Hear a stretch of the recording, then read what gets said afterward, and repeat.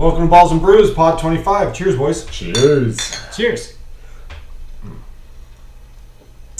I'm Trevor. This here is Zack, and what are we sipping on, Chuck? Oh my god, that is very good. Heretic Brewing out of Fairfield, California. It's a chocolate hazelnut porter. Ooh. And I would say, honestly, it has a lot of all of those Yeah. flavors. It doesn't skip on the porter either. No, you get that porter towards the back coffee really hits on that back end, and I was not super expecting that given the label, which we will show here. Yeah, chocolate hazelnut porter. It's got a pretty cool label. Easy, Drinks but, you know. 7%. So a little bit above your average porter. Most porters are actually pretty Fives. light in alcohol. Yep, yeah. A little more like in that fives. 5 True, range. very true. I would say it needs a little time to open up. As this beer sits here, porters tend to let more of their aromas, as they open. That is one thing about darker beer. It's got to warm up a little bit for it to really release all of the flavor. You know what I mean? So let your dark beer sit for a little bit before you drink it. What do you think, Trev? It's pretty delicious. It's like a dessert. I might even try that with ice cream. That was one of our things last week. Yeah. We talked about. Do you add stuff to your beer? Yes, that was good. So, Beer question this week is because I am on the struggle bus. Riding we're it pulling hard. him along. It's great. He's doing so good, you guys. Wish him well in the comments. What's the difference in your hangovers from your 20s and your 30s, man? It takes me like days to come back to life sometimes when I'm hungover. It takes you a good bit of alcohol to get to the hangover point, though, which means that you were putting in work last night, too, my friend. We started work at 9:30 In the a.m. or the p.m.? a.m. Had first beer at like 9:30, 10 o'clock. I had a brunch beer. It's a day drinking. Had a Sam Adams cherry something, and it was really a lot of cherry in the beer. Right. A lot of cherry in it. Was So, it cherry wheat? Would it be a cherry wheat? cherry wheat. ale? Yes, it was cherry wheat. Had that. That's pretty good. Started there, and then just drank basically the whole day. So yeah, I mean, it's evident that I was on the struggle bus on a hangover not too long ago myself, and it's about a 30-hour event these days instead of like what it used to be like 6 to 7. Dude, I need a full day and then probably a little bit of the next day. And then the full day, I need to put in some sleep because I don't eat hungover. Did you sleep? I've been in and out. Not really. Right. Well, if he passes out halfway through the pod, it's not because he's bored. I'll be sleeping like a champ tonight. I'll tell you that. What about you, Trev? How's your hangovers? I think Chuck wrapped it up pretty nicely. I'm surprised that I wasn't sure if we were going to be on the same level since he's a little younger, but A little bit. Yeah, no, I'm right there. Before it was nothing. It hardly ever happened, and then now if it does happen, which it hasn't for a right, while. because you I'm watch your smarter with my levels. drinking. You watch your levels, absolutely. Last night you Zachary ripped the does cord. not. See, it happens, bro. It happens. Sometimes you pull that motherfucker and you're like, we're going. Whatever. If the body feels good, we're taking that next shot. Yeah. We're doing it. We're drinking 101 Ooh, turkey. Wild Turkey Rye last night. So that was part of it. Oh, Jesus Christ. Lord have mercy. All right, but you know what we did yesterday while drinking? What was it? Watch college football. Ooh, there's a lot of good games yesterday. Yes, there was. So let's start off give Dion his props. Colorado upsets TCU. Turns over a 1-win team from last year. 1 win, y'all. And then, I didn't catch who said it on the bottom line on ESPN, and I saw it through like other outlets that somebody at ESPN said that Colorado is like one of the worst rosters in the Power 5, and they come out and beat a TCU team that it just got off a national title. I don't know about TCU though, man. I wasn't very high on them. You going into did that got national blown title. out in that title game anyway. I wasn't high on them going into the playoffs, and then Right. That game with Michigan was epic, but they barely snuck by them. Like that was a great shootout. That was. Yeah, and the way it was talked about is Colorado defeats the team that was just in the national championship. Right, that's the narrative for sure. That's crazy. Yeah, of course. That puts a lot of shine on it. But really, TCU just did not. They're a team that took a big hit with the players they lost. Sure. And then I think their climb back's going to be a little slower because they're not stacked like the Georgias and Alabama. Yeah, I do too. And They couldn't stop a cold yesterday. What did They've never been known for their defense. 510 he threw for yesterday. Yeah. Yeah, I got the numbers here. Shador Sanders, 38 for 47. It's only 9 incompletions too. 47 fucking what times, dude. Yeah, he was chucking it. The run game wasn't really there early on. Or ever, apparently. Because why would you need it when you're putting a 5'10" through the air? Am I right, Downey? Come on, air raid. Air raid. It was part of the calls, though, too, just because it was kind of ineffective. Who is Prime calling the plays, or does he have an OC? I would figure out. He's just like the mouthpiece. He's not calling plays defensively or offensively. He shouldn't be. Oh yeah, but just to wrap that up, 510 yards and then 4 touchdowns too. Dude, and I also, yeah, this was easily the game of the week. It was. The Saturday opener too, like punches right in the mouth, right there at the beginning. Because in the other game we talked about last week was the UNC South Carolina game, and we thought that was a good game. That was a close game. And I don't know if it was as close as it. I don't know. Drake May looked good. He looked good. He threw a couple of really good balls. He threw a couple of really bad ones. He did too. And UNC might have a team. They got a lot of players around him because he didn't really play. He didn't play like out of his mind. He, like Chuck said, he was. Well, I also don't think South Carolina is like the cream of the No. crop. No, they really didn't. So I mean, good win for NC. Don't get me wrong. You always want to beat border rival for sure. I was kind of wondering. Me and Trev talked about it, I think on the last pod that Spencer Rattler's on that team, and he kind of finished good last year. Finished strong. So I was wondering if he was going to come out strong and. In that game, he didn't. Well, that's an unfortunate no, right? That's pretty much it. What you got the numbers on that one, Trev? So I got May was 24-32 for 269. He had 2 picks, his 2 touchdowns. Yes. Yeah, that's. I mean, once again, you can win at least on those stats. Like that's not gonna specific. Well, it depends on where those picks are. Those interceptions can be super costly. Yeah. Anything else on that game? Not much. Not much on that game. It was nice to see Drake come out and not have a. I wish he would have had a better game. I really do. What about Caleb Williams giving it to our boys in LA? That fool is going to throw for like 150 touchdowns this year. He's already got 9 in 2 games. Yeah. I know he played Nevada. I know they played Nevada and San Jose yeah. State, but still, I mean, dude, you're just.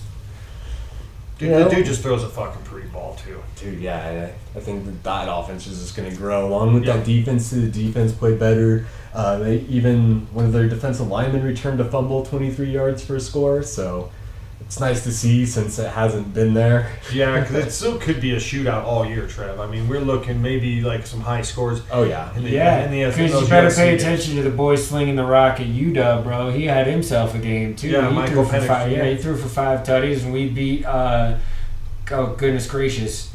I watched the whole Boise. Fuck Boise State. That's right. So that felt good. It was 56-14. Yeah, you guys put a rolling on him. Whoop, whoop.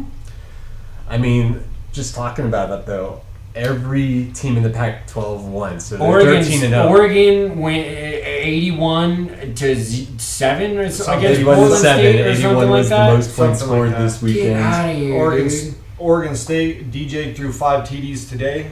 So I didn't see that. Okay, excellent. They rolled San Jose State. Well, oh my San god. Jose State, poor San Jose State. They got rolled by SC and then got rolled by Oklahoma, or not Oklahoma. I'm sure the bag Oregon was State. good. That's why they took those games. Oh yeah. And shout out to teams like Colorado. Prime taking off. Like the media is going to skew it in such a miraculous win. It was a very good win given the whole situation. TCU is not the team that they're probably painted as. Correct. But I will say you went there and you didn't duck. That Right. is fucking impressive. Most teams who, want to earn it or whatever, they go a soft route through their out of conference. Respect there. Bringing it back to that game, I also wanted to shout out the sophomore Travis Hunter, Hunter, oh my two-way god, player. He played over 110 snaps. The temperature high was at 100 That had degrees. never been done before. That had never been recorded before. He had a in one pick. game. Dude, he had The like, goal line pick was big. yeah, he had a goal line pick, 3 batted down passes, 3 tackles, 11 receptions, 119 So the yards. question is, what's in the water in Colorado? Like, NFL's gonna have to wait another year to draft that guy, but he's gonna be a first round pick. Yeah, they said that Sanders was starting to fly up some of the boards the way he played, but I mean, it's one game. Let's see what they do. Can't get over exaggerated off of the opener too, because you've had all a year to plan for this team. Like, it's a little different week one. Sure, Like, I'm just saying that kid is super he's- talented. No, I am not shitting on any of what they did this week or, to be continued moving forward. But yeah, this week was fucking impressive. Like, if that sets the tone for the rest of your year, come on now. That's a great week one to have to give those kids that confidence going forward. Speaking of week one great games, like LSU Florida State is going on as we record this right now. It was check on that. 34-17. What's the live cut? I'm going to it right now. Charles, give me 1 second. But We got a 1 second. Florida State looked good, went down, scored opening drive, or stopped LSU on the goal line first, and then went down and scored. Florida State looked pretty good to start off the game. Then Jaden Daniels kind of brought him back a little bit with his legs, and then they took the lead going into halftime, 17-14, and right now it's 38-17. Florida State has the ball. Done. 4-4-1 left in the fourth Done. quarter. Now, Seminoles coming out. is and this dropping it. basically, does this almost put, I mean, I know Florida State still got Clemson, and they still got to get through but this is a huge fucking Oh, win. this puts you on the map. Absolutely. This is like checking your box into the 4, basically, if you can get through the rest. If you can lose one game and Clemson doesn't go undefeated, because Clemson's the only other team in that division that's going to give them a run. UNC, you're just talking about UNC. Yeah, I just don't know if UNC's. I don't know. Watching Florida State tonight was pretty impressive. I think I thought they looked great offensively and defensively. I think the kid playing quarterback for them. I don't know if he's going to be a pro guy. He might get drafted later, but I like watching him play. Dude, yeah, I totally expected LSU to actually win this game. So did LSU. Yeah, and that's why I kind of I was favoring them in the SEC, but man, I was hot. I really liked FSU. I really like FSU. I'm glad they're winning, but I'm with Trev. They're such an opening week loser, though. It's so they way to buck the trend. FSU normally you get these big headliner matchups and you flub the bag. So way to go in there and get it done this week. Because I was with Trev on LSU maybe being the best team out of the SEC to start off the season. I know Georgia's there, but Jaden Daniels I thought was legit. Finished strong last year, but this is a big loss. This is kind of a big loss for LSU too. I mean, it's already got the one loss in your loss column. You can't afford another one, really. Because next year you could with 12, but this year. Ain't talking about next year. Yeah, so this year with the 4, dude, one loss is already won. We seen a 2-loss team get in? Yes. So you got one more loss, and you still have to play Bama and the rest That's of the the SEC. 2-loss team that got in was Bama. So. Yeah, so good job, FSU. Right now it's down to 2 minutes. Crushing victory, too. Doubled them up. 38-17. Listen to that score. That's dominant. That puts your name in the hat immediately there. And the name, too, is Coleman, the wide receiver for Florida State. Transfer from Michigan State. This whole transfer thing, everybody's transferring. You're never going to remember who's from. You're going to lose track. You got his stats right? Yeah, 9 receptions, 122 yards, and 3 tutties. That's a sick day. Me some. That's a sick That's day. an opener, baby. That's just how we start. That's day And one. he's like 6'4". Their other receiver 6'7", I think. What? Number 14 for Florida State is 6'7". So he's a tight end? I don't know. He was lining out wide, so he might be a tight end. He had 2 drops, bad drops. Yeah. Right before we left, right before we came out here, though, LSU, before Chuck got here, me and Trev were watching, and LSU dude, big play, dropped it, and what it ended up, they ended up punting on that same drive. So drops are always a killer. NFL, dude, college football drops are killers. Open drop, catchable drops are They hit the him in worst. the- yes. When it's 50-50 balls, when I don't shit's count- going crazy, I don't really count it as I a drop. understand all of that. Yeah, I agreed. Like, that's tough. Turn Football moves are turn super and it tough. hits you right in the fucking hands. And There, you look at the wide shot, and there's not a guy a yard on either side of your body, and it hits you in the hands, and you don't make the catch. Yeah. That kind of drop. Ugh.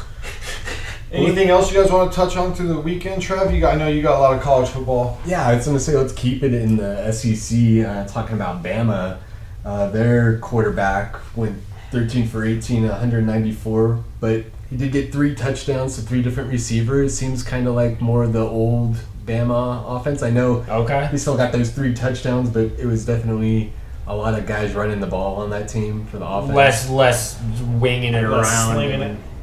When you, Well, Eight to then, 10. the I thought they OC, really needed it. the OC for Bama is now Tommy Reese from Notre Dame, and Tommy Reese is more of like the prototypical run the football, throw it here, and he's going to run the football a lot. Could have been their opponents who only put up 7 points against their 56. Yeah.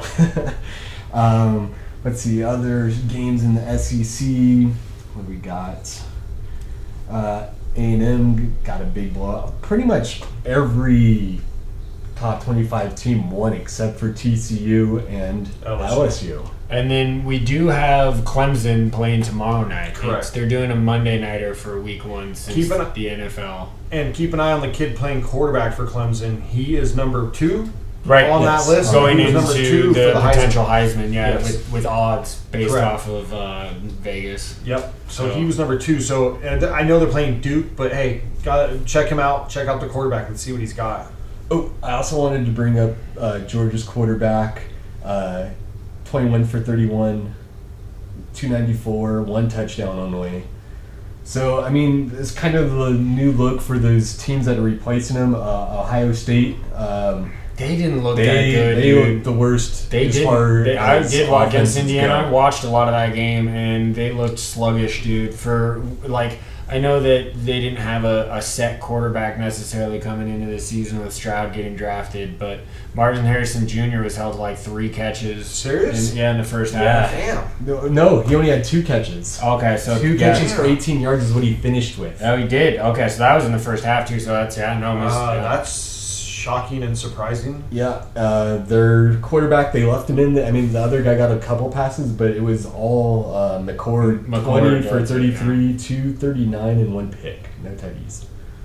not gonna do It's it. gonna be interesting to see these. Not gonna do it in bigger games. No, it's gonna be interesting to see the 3 teams. that It's Trev why named. everybody's so high on Michigan, dude. They're senior laden. Well, and we went over Yeah. we went over the schedule last week. Michigan doesn't play a ranked opponent until like November 11th, and they get Penn State, Penn State, yep. and then they get Ohio That'd State be a too. good game. But they don't even get a ranked opponent. And But they basically play a cupcaker till 2/3 of the way through the season. Yeah. And then Georgia played 2 ranked teams in their schedule. and then Georgia the same thing. They get Georgia Ole only Miss, plays 2 ranked teams. Ole Their Miss- entire schedule. Ole Miss and Tennessee, and that's it. Yep. They don't get Bama. They don't get LSU. And they scheduled like UT Martin for Well, their they were opener? supposed to have Oklahoma, but they canceled it because the Oklahoma's moving the SEC, so it wouldn't. They had I don't know why. It, Yeah, those next year. it has to do with like the back and backs and how that works who out. cares? God damn, that would have been such a better game. UT Martin. But talking about Michigan, the senior laden team, McCarthy, 26 Right. for 30, 280, 3 touchdowns, all to the senior wide receiver Wilson, Yep. who also led the teams in receptions and yards. He had more yards than Blake Corum. Oh, hey, guys who play football are kind of better at football sometimes, right? Like, Well, at least rushing. I didn't see if Blake Corum had any receiving. Yeah. that kid is very talented for his size of athlete. It's like what Deuce Vaughn's trying to do coming out of K-State. Yep. Didn't draft. He's even smaller than Sproles. I'm pretty Yeah. sure he's even smaller than Sproles. So I mean that's. Yeah, J.J. McCarthy looked good. He might be one of those sleeper. He might be a sleeper Heisman candidate, depending on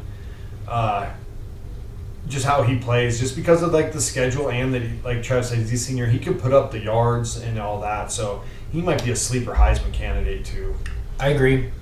I think that there's going to be a lot of names. Obviously, quarterbacks are going to be the talk yeah. of the town. Especially since Marvin Harrison only had 2 catches for 18 yards. That's insane. Yeah, that was Against eye-popping. Indiana. I know the kid for Florida State just had 9 for $122 and 3 tutties, and one No of big them deal. was over the top No big deal.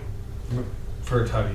Yeah, that's keeping what real it- receivers do. Keeping it in the Big Ten, I want to talk about that Wisconsin game. Okay. Okay, we got Luke Fickell there now, Yep. and then they have 2 running backs that just went off. This looks like Welcome maybe to the- Wisconsin. Yeah, surprise, but dude, Melissi, Mellusi. I don't know if I'm pronouncing that right. 157 with 2 Damn. touchdowns. Well, we're gonna learn that name because we ain't gonna say it with disrespect no more. That's the No. stat line right there. Damn. And then their other junior running back, Allen, had 141 yards and 2 Hey, touchdowns. so between the two of them, they had 300 yards. Run the fucking Get off ball. me, boy. Yeah, the fucking get ball. off That's some me. Wisconsin football. Yeah, so that's the opposite of Colorado right there. They throw for 510. Wisconsin runs for 300. Okay, which do you prefer, the running or the air raid? When the run game works when it's just punch a When the run game motherfucker in works, the mouth it's- over and it's over better. and over again. When the run game works It's like so that, it's good. because it's just it's so like good. demoralizing. Yeah. It's dominance. It's And you're on control of the game. you're on the field more. When you're Absolutely. chucking the ball around the field like air raided, and sometimes those drives don't last very long. Right, your defense goes right back out there kind of thing. With the run game, you kind of get that. Even with the they probably had big runs, but still the clock's moving. There's no incompletions. That's You control the downtime kind Correct. of thing, right? Correct. Yeah. Impressive. That's an impressive stat line between both of those kids. Yeah. I'm Yeah. happy for Luke Fickell too up there. He's a good coach for Cincy. I see what he does up there at Wisconsin. Yeah, I did want to bring up the new coaches too, just so everybody's kind of like more familiar, since we had some names moving around besides Fickell there, of course Sanders, Colorado. Here we go. Hugh Freeze at Auburn now. They came out and just put a They whooping on you smushed guys. whoever they Remember, Hugh Freeze had a good offense when he was at UCF, right? That no, was Ole Miss. Oh, Yeah. nice. He got in trouble for recruiting violations. Yeah. Well, yeah, he's trying to keep up in the SEC, bro. What the fuck are you gonna do? Hey, I'm not hating. I'm just saying. That was another big running game though too. They had more rush yards and pass yards at 289 with and a total of 6 rushing touchdowns. Like Fuck a yeah. bunch of different guys. Like one guy had 3, and they had 3 others that had 1. I want to say. That feels Nice. good. That Nice. feels real good. Also, we got let's see, Malzahn. Well, no, Malzahn's been there season already at. I forgot he UCF. was there. Yeah, I Until I did was too. watching the game. I was like, oh shit, Gus Malzahn, that's right. Oh shit. Hey, that guy. Like sometimes I forget that. UNC. Mac Brown got his 100th win at UNC, so now he has 100 plus wins at In Texas, two different and colleges. he's 100 plus wins at UNC. That's another coach. When he first showed up at UNC, I was like, Mac Brown's at UNC. Yeah, I thought that was a Wasn't weird it? one too. Yeah. Now he's obviously been there for a little bit, dude. 100 Yeah. wins. Yeah, cheers to 100 That ain't wins, easy 2 to different do. teams. Cheers, Yeah, Mac. that's an all timer right there. The other team that with the new coach Matt Rule for Nebraska, which just lost. lost. They by came a back. field goal. Came back on him and beat him. They The were up. Huskers lost. They were up. love that. 13-10 to Minnesota. So it That's was so actually Nebraska. That's opponent. so Nebraska. Minnesota had a touchdown. They And haven't Canada been field relevant all- our whole lives, all in gentlemen, the since fourth. we were kids. Eric Crouch When is the last. Eric Crouch is the last. When we were relevant kids, Nebraska. they were relevant, and they haven't been anywhere near in our adult lives. Eric Crouch is the last relevant Nebraska team. Fuck. That was the 03, right? 03, 04, somewhere in there. 20 years ago. Also, just the Big 12 has 4 new teams this season, and they all won: Cincy, UCF, BYU, and Houston. I forget all these fucking realignments, dude. I I know. forgot. That's They're why I'm already- bringing them up. It's they're I'm trying already to in the remind Big 12? everybody. They're already in the Big 12 Yeah, this this- year? this Okay. season. Yeah, no, then I didn't. Yeah. Yeah, I totally Okay, forgot. read those 4 again. Cincy, UCF, BYU, Houston. Okay. I think I remember hearing. Those kind of make sense, though. Maybe not so much BYU, but UCF and definitely Houston. Definitely makes a lot of sense. And UCF. I mean, you think they deserve to get into a bigger conference. Right, you would think so more ACC, sense. but they've been playing their asses off for years. The last 4 or 5 years have been really good. Dude, I was thinking the same thing. Just as far as some of the lower programs, they've just outperformed. It seems the longest. Correct. Remember, it was Scott Frost was there first. Right, they went on some very magical runs. They went undefeated and beat Auburn that one year, and they claimed, national champ. Yeah, what's up, UCO? Hey, well, back in the day, that would have been a split. Maybe. Maybe. I know, because you saw what The happened. BCS computer might have favored them differently with no wins, though. Like, a computer system finds that different, right? That's why the BCS was so crazy back then. It goes through a computer. 12 though. 12 is too many. I still stand by. Let's touch on some other than scores news. Real quick, have you seen the new Fansville commercial? They're just absolutely shitting on everything that's happening in college football. Thank you, Dr. Pepper, for knowing what the fans are thinking. You got one more game, Trev? Oh, I just said I wanted to take it back all the way to Thursday, the Florida-Utah game, just without Cam Rising. They still got it done. Dude, I turned it on. I was like, fuck, Cam Rising's done? I totally forgot he tore his ACL in that end of the year game last year. I totally forgot that. He was game time decisions, so they didn't Good job, Utah. Good job, Utah. Yeah, good job, Utah. Good job. Pac-12. So other news in college football that's not Big Ten. Did you see that? Yeah, Cal and fucking. Oh man, is that where we're going? Scores. Cal and Stanford and SMU will all join the ACC. The Atlantic Makes no sense. Coastal Conference. Makes no sense. All Coast Conference. So, that's what they should change it to. It makes no sense. Just all this stuff that makes no sense. I mean, it does make sense financially and politically, but only for the football teams. For every other sport, it's so moot. It's so awful. Yeah, you're gonna have the baseball team fly across country. You're talking every sport, every team, every sport. Girls track, girls softball. All of them are gonna have track and field, fucking polo. You're gonna go all the way across country to play these teams. You're gonna have to stay on the West Coast, dude. It's insane. Or on the East Coast. Volleyball. You're talking fucking everything, dude. Your baseball teams and your softball teams play series, so you're over there for a fucking week. You know what I'm saying? Do your homework. So the three teams I voted against them joining were FSU, Clemson, and UNC. So FSU, UNC, and who was the middle one? Clemson. The three big dogs that want to join. Makes sense. Yeah. Well, I mean, because as far as football-wise, you're not really adding a valuable program. Not for them. Nope. Not for them. Stanford brings a lot of programs to other sports. Prestigiousness. They're very, as far as a college, absolutely. Having them, that is a women's brand. basketball? Huh? Yeah. That's a brand. They're Baseball, they're solid across the board. They're the solid. Cardinal. Couldn't get into the Big Ten, though. I don't like any of this real. I don't either. It's awful. I've already spoke my word on this pod about how much I hate it. I won't go on another rant. I'll spare you the 10 minutes. Let's jump in a little bit of NFL news. A little bit. Yeah, because we're gonna do some big NFL second segment. But T.J. Hawkinson, tight end for the Vikings. He got $66 million. It's worth up to 68.5. Highest paid tight end. Once he went there.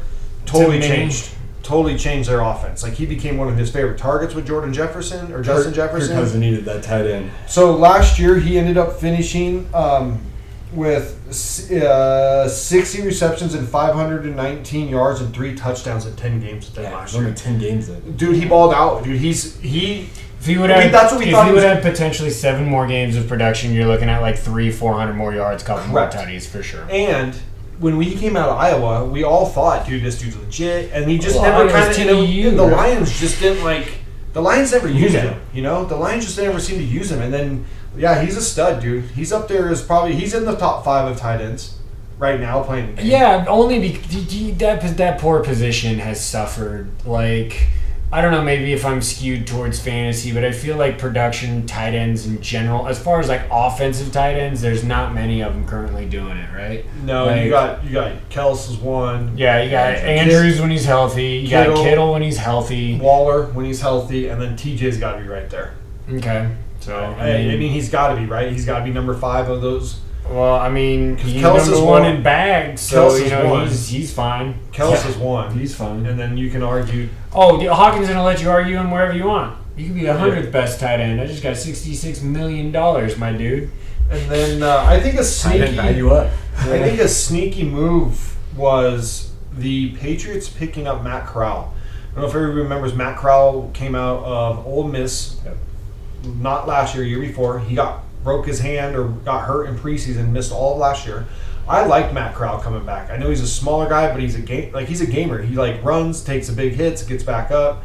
Everybody at Ole Miss loved him. You heard Kiffin talk about him. I think it's a sneaky move. I don't think it picking means him up. shit. I think they're gonna ride Mac Jones till the sun comes up, dude. Well, They've obviously pretty much proven that he's the dude in their system right now, right? They cut Zappy. Showed him that, but yeah. They signed him back onto the practice squad. But they I cut saw. both of their other quarterbacks just to sign him onto the practice squad Right. to tell Mac Jones, You're good, the guy. You're good, buddy.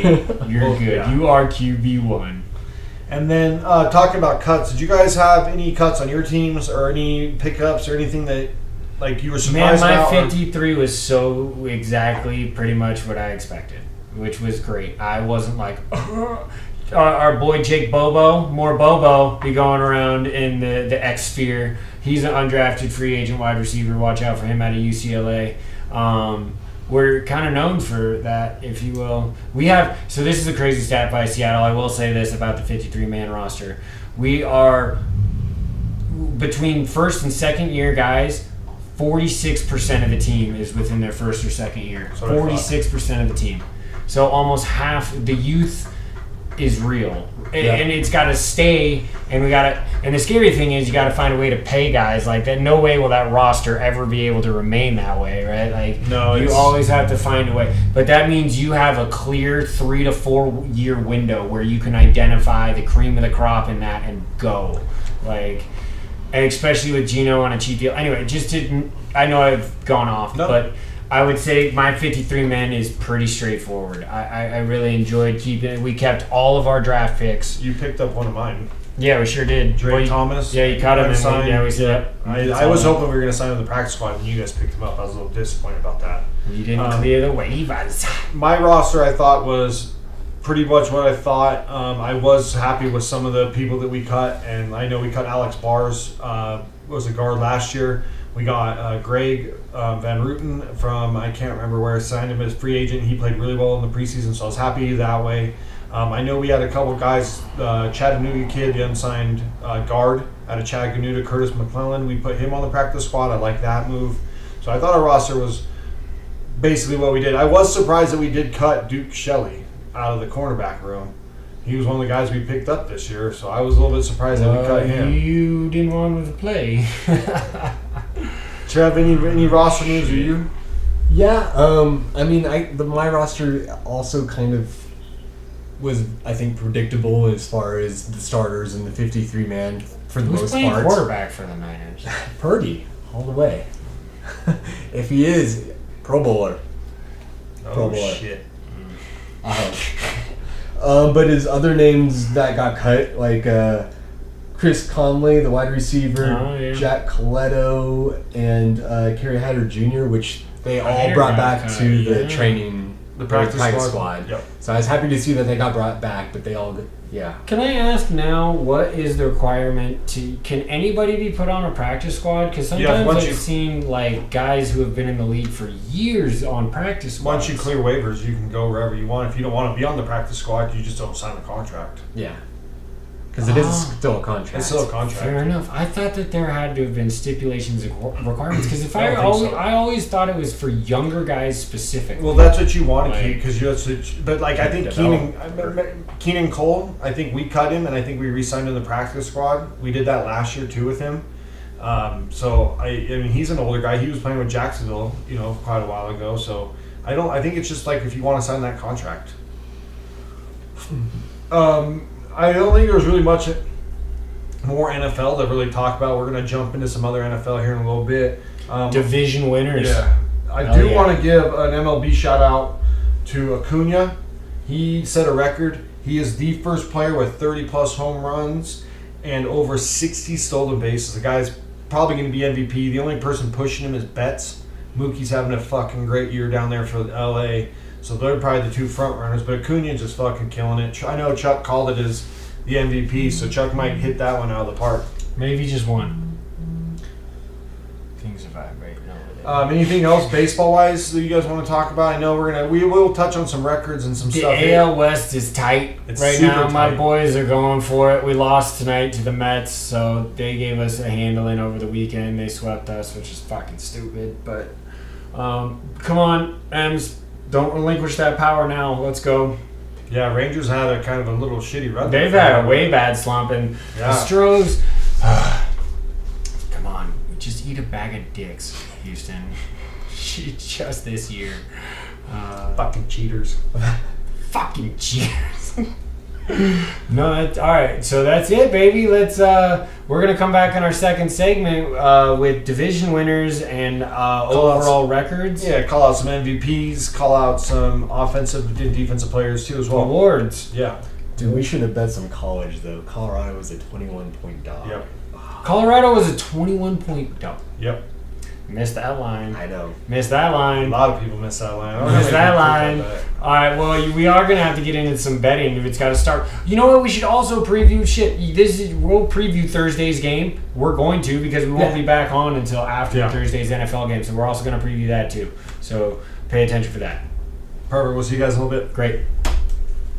Welcome back to Balls and Brews. Cheers, boys. Cheers. Cheers. Still drinking the same one if you're wondering.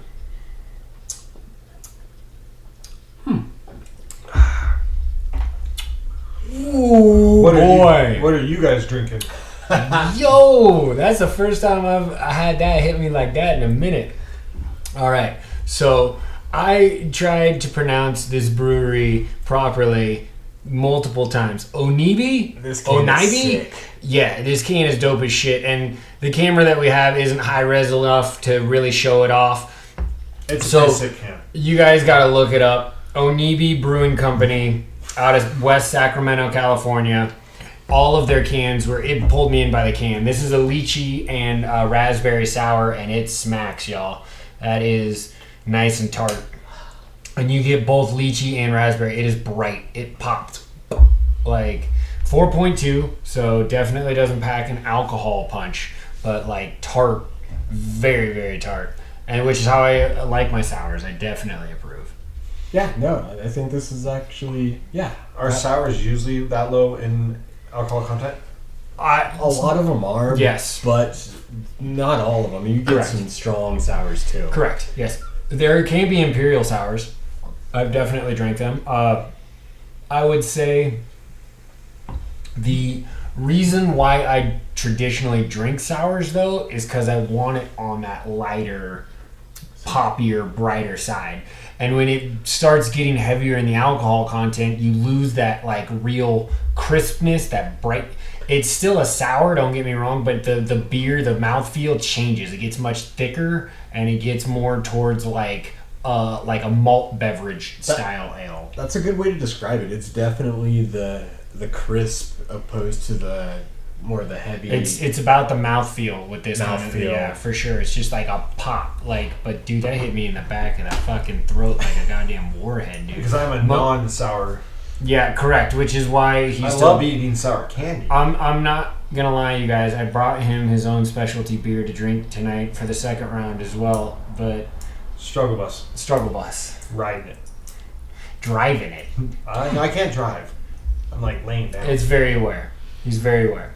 All right, so let's jump into some NFL stuff. So what we did is we got our picked our division winners, got records, all the awards, the big awards, player of the years, MVPs, coach of the year, stuff like that. And then at the end, we'll also pick who we think is going to the Super Bowl. So let's just jump right into it. Let's start in with the NFC East. I have Cowboys 12-5 winning the division, Eagles 11-6 as another as a wild card team getting in, and the Giants 8-9 and the Commanders at 7-10. I have that almost exactly, except I have the Commanders at 6-11. Okay. I'm different. Philly winning it at 13-4, first overall seed in the NFC. Dallas winning 11 games, being the 6th seed in the NFC. New York taking a little step back, 9-8.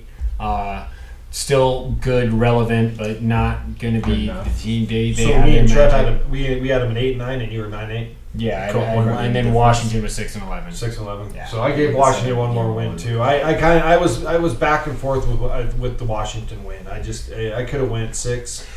They have weapons. Yes. I just don't know if they're a team. Yeah, and I'm Right? still waiting to Like, see the defense That's completely the whole show thing. up. Yeah, it could. They have Right. potential. Yeah, I'm Scary not saying Terry. that roster looks like horrible, but it's still a lot of question marks. Yeah, Correct. pieces on both sides. It could.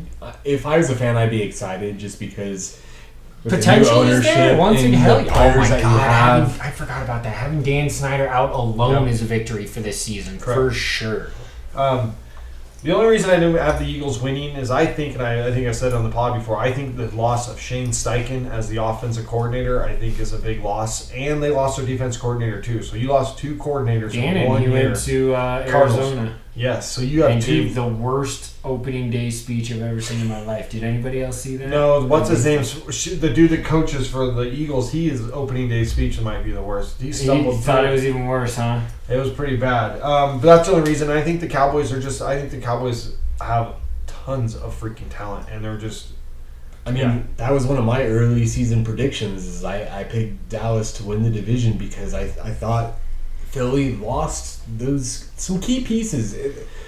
I know I expect Hurts to be better, but they also run him the second most in the NFL. Like the chance for injury is high, and they got lucky last season. Well, that and they had a soft schedule last year. That too, and They were way under the radar in compared. They overachieved last year for sure. It's not to say that people like 3 years. Was it only 3 years ago? 2 years ago? Whenever they drafted Jalen Hurts, they were looked at fucking crazy for drafting him when they still had just given Carson Wentz the bag. Yeah. And then I know He's not even playing. This right still now. He's is not only even on like the 3 roster. years ago if you think about this. This Yeah. is not an insane amount of time ago. They were looked at as NFL. one of Howie Roseman has absolutely changed that team in a matter of like 3.5 seasons, dude. He's done For the like, better, for sure. He's a fantastic job. Absolute fantastic job with that team. That roster is. But I will say I can absolutely see Dallas winning the division, and I hate to say that just as a fan. Yep. But from an analytics standpoint, they do. They have talent at a lot of different positions. They got Zach Martin to get back in the building, which is fucking huge to protect Dak's ass. So Tony Pollard, I think, can legit be an RB1. CeeDee Lamb has been proven to be WR1. And then I think bringing in Brandon Cooks. He's a 1,000-yard receiver wherever he goes, dude. What's his Wherever he name? goes. Coming back off of the injury. Michael too. Gallup. So he can- kind of didn't he come can back play. great last year. So Right, maybe right. one more year getting everything Right. stronger. So I don't know, man. And then I think Chuck was big on the signing of Gilmore on the other side. I don't know why he's only 2 years removed from being defensive Right. player of the year. So, dude, you just strengthen it all With up. Diggs, but I like watching Diggs get burnt. I do. It's fun to me. I like that rookie they drafted too from Michigan, Mozzie Smith. Yeah, Mozzie Mozzie Smith Smith. on the line, Yeah. coming after you. Coming after you. So let's jump. Do we want to go east? East. Jump might to as the well. East? Yeah, we've always Sure, done why it. not? All right, let's go jump This to was the the AFC East. fucking hardest, dude. I thought this one and almost reshuffled it a couple of times. I thought the AFC North was the hardest. I did. That was a tough I thought one that too. was the hardest for me. I went. That one was tough. For me, I'm too. still riding my Bills Josh Allen train. So I got 12-5 Bills, Jets 10-7, Dolphins 9-8, and Pats 8-9. All right, I have both the Bills and the Jets. I have the 11 Jets and making the 6. playoffs. Oh, well, what? I have them both at 11 and 11 6. and six. Both making the playoffs. I both have them both making from the the playoffs East. as well. Then Miami, I put at 9 and 8. I just don't trust the health. And Nope. New England 7 and 10. Worst roster easily in that division. Yeah, but I still expect them to win some games. I do too. Good defense. I think they're having a true offensive coordinator will have Mac Jones back again. Dude. Ramondre Stevenson is a good back. I just feel like Juju Smith-Schuster's coming in to give him a target. Like they have no speed on that team. no speed. They're old as shit. Like yeah, No speed. They have no speed. It's It's like all the routes slowest. and It's like the timing. slowest roster. It's going to be death by 1,000 cuts if they win, for sure. Like that's the only way they're going to get Defense. What are you looking at there, Chaz? So we're all close, in I'm a little higher on Miami. Buffalo, I do have at 11 and 6 winning the division. Miami, I have at 10 and 7. I have the Jets only at 9-8, but they could also do that Jets team.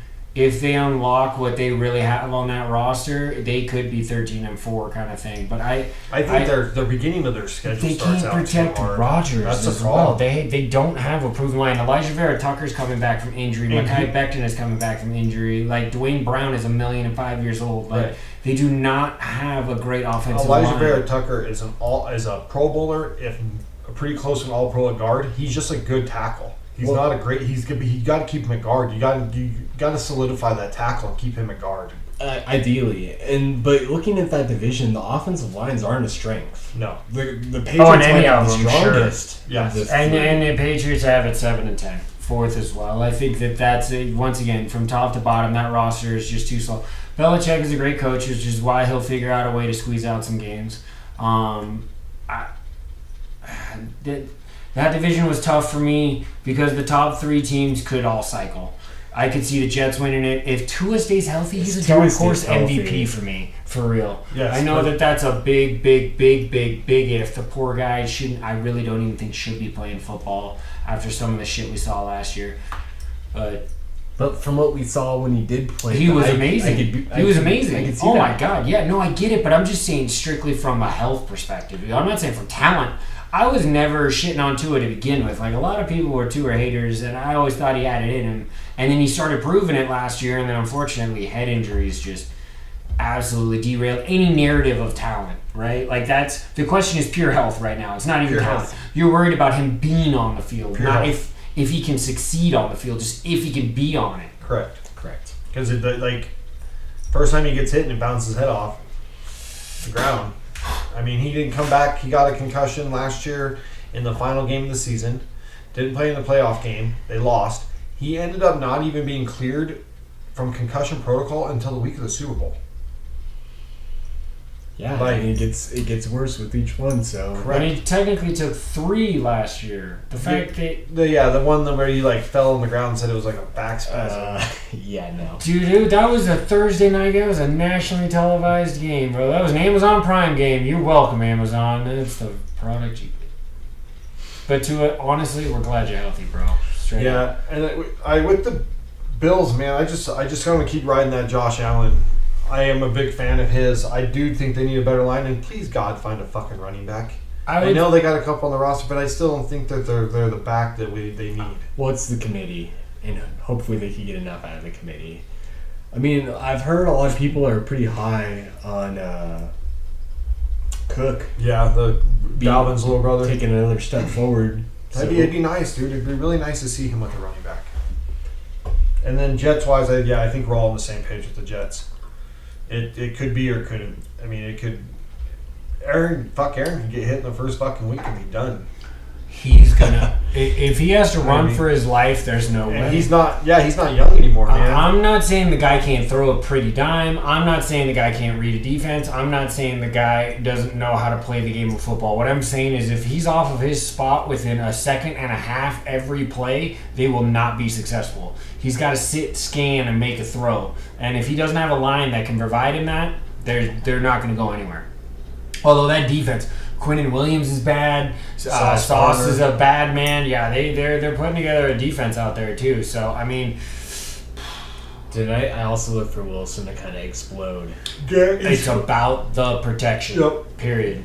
Yeah, he could be. He's one of those guys. Short routes. He's got the moves. Absolutely. Yeah. Garrett Wilson's a stud. Him and Olave for the Saints. They both came out of Ohio State at the same time. Both those dudes are studs. You know who learned from them? Marvin Harrison Jr. JSN, baby.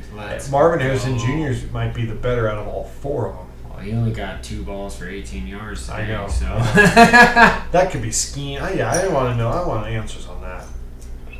I want answers. Anything else in the East, the AFC East or No, East? that's about the East divisions. We've been over them. Yeah. Okay, let's jump into the NFC North. This is going to be interesting. I can't wait to see what you guys have. I have the Vikings 11-6, the Lions at 10-7, the Packers at 9-8, and the Bears at 7-10. And I have the Vikings and the Lions both making the playoffs. Vikings and the Lions. I also have the Lions making the playoffs as the winner of that division. I know a lot of people are doubting the hype. A lot of things have to go right for the Lions to be that team, but I think it's time. I really do. I think I really like the pieces they have. I think it's coming together. It came together at the end of last season, and I think it's not just gonna disappear. So I have them at 10-7. I have Minnesota at 9-8, also making the playoffs, and Green Bay and Chicago both tied at 7-10. Charlie? We're a little different, y'all. I know. I do have the debt riot on winning, which I think it is time. I love me some Dan Campbell, dude. Everything about that dude just pumps me up about football. Like, as a non-Lion fan, he's an easy dude to get behind, and you can understand why he would motivate a locker room. 10-7, and then Green Bay at 9-8. I honestly think that Jordan Love is going to be more than serviceable. I do too. I don't think he's going to be. I have them the 7th seed. I think that he's going to come in and he's going to play well enough. They're going to compete. They're not going to be jaw dropping, but. Dude, some of the throws he made in preseason look like... Dude, that team is... They're ready. They're and LaFleur has done it enough to know what needs to be done. But this is where you and I, both of us, I have Chicago at 8-9 in third place, and Minnesota taking a large step back to 7-10. Oh, wow. That team is not good. Did you forget that Justin Jefferson is there, so what, dude? I've forgotten about him a couple of times. That defense is porous. They've changed their running game. Alexander Madison, I think, is a good lead back, but you don't get better losing Dalvin Cook. Like, I still think that's the best offense in that division, possibly. I honestly think it might be the 4th best. Well, Hawkinson is still there. Doherty is there, just signed a bag. So CJ Jefferson, Addison, KJ Osborne. Unproven. That's a good one. But no, I honestly think that Minnesota, they were too lucky last year. That defense is bad. That defense is bad. They didn't do anything to get better. Now, their offense might if they turn everything into shootouts and go score for score, but that's that's not sustainable. That's not playoff ball. I think that's such a big gap from what they were last year. I know last year they got away with a lot, but I still have them losing 4 games and being 9-8. Okay. If you have them all 7-10, I do. I have them taking a large step back. I think the mystique is going. Vikings. You know what? I'm shitting on you, Minnesota. Sorry, Show me what Minnesota. you got, Purple People Eaters, because you like that. I don't. Not this year. Although Kirk Cousins in quarterback was awesome. I'm not gonna shit on him as a person, and honestly, as a player, I shouldn't really doubt him either because he's got stats other than the bright light games. I know that that's the whole thing. He can't win big games, although he is responsible for the biggest comeback in NFL history. But it wasn't on Monday night. Regular season. Or Sunday night. Yeah. It was during the day. It was just kind of hanging out. I almost put the Packers a little bit higher too. That was one team that I was like, man, I think they're a better team and they have a better coach. I put them at 9-8. I was like, man, could they get to 10? Could they get to that 10th win? I mean, I could see that, but I put them at 7-10 just because they, I believe, are the youngest team in the NFL. Yep. And that defense looked not good last season. They need to take that defense needs a whole lot of steps in the right direction. Otherwise, I just can't see it.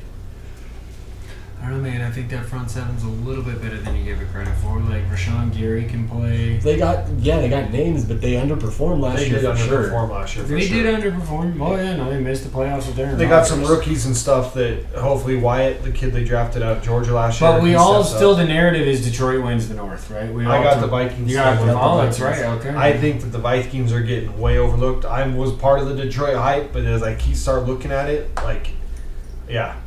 Jamison Williams suspended. I just don't. I think that the Vikings have a better offensive unit. Amon-Ra St. Brown, though, is going to be one of the best receivers in football this season. Yes, he's awesome. He is awesome. Let's jump into the other North. See, I thought this AFC North was the hardest. It's tough. This is one of those divisions that all 4 teams could make the playoffs. I have them all with a winning record, by the way. I almost did. I did not. No, I'm close. Okay, so I got Bengals win the division 11-6, Ravens second division at 10-7, making the playoffs. The Browns missing the playoffs at 10-7 with some tiebreaker shit. I don't know, and the Steelers at 8-9. I had the Steelers at 8-9, and I was like, nah, I'm making them 9-8. I kind of like what I saw from the team early this year. I have Baltimore and Cincinnati finishing at 11-6, and I have Cleveland at 10-7. I think Cleveland, if Deshaun plays anywhere near that, I think that team could be really good. That's a tough division, dude. You got to play each of those teams fucking twice. Yeah, that division had more wins in it than any other division I wrote out. It makes sense. Me too. 12-5 Baltimore. 11-6 Cincy. This is where we flip flop. 10-7 Pittsburgh. 8-9 Cleveland. Okay. The Browns always find a way to Brown. They do. And I think then that's why I had some. They always find a way to Brown. Like, I love Nick Chubb. I think Amari Cooper is still a reasonable WR1. I like that move that they made for Elijah Moore. Yeah, I think David Njoku is a pretty decent tight end when he's awake. I just don't know about Deshaun Watson. The if is too much of an if. What we did see was not good, and it's not like he had to come back from injury. That was all mentals. But how could that not be in your head? I don't give a fuck. You go out there and you get me 300 yards and 3 touchdowns, Deshaun Watson. It was kind you haven't played football. You're fresh. You haven't been hit. Get the fuck out there. But it was a worthless kind of season for the Browns. Yes. None of that means anything. He didn't even throw for 250 yards. Yeah, not in the game.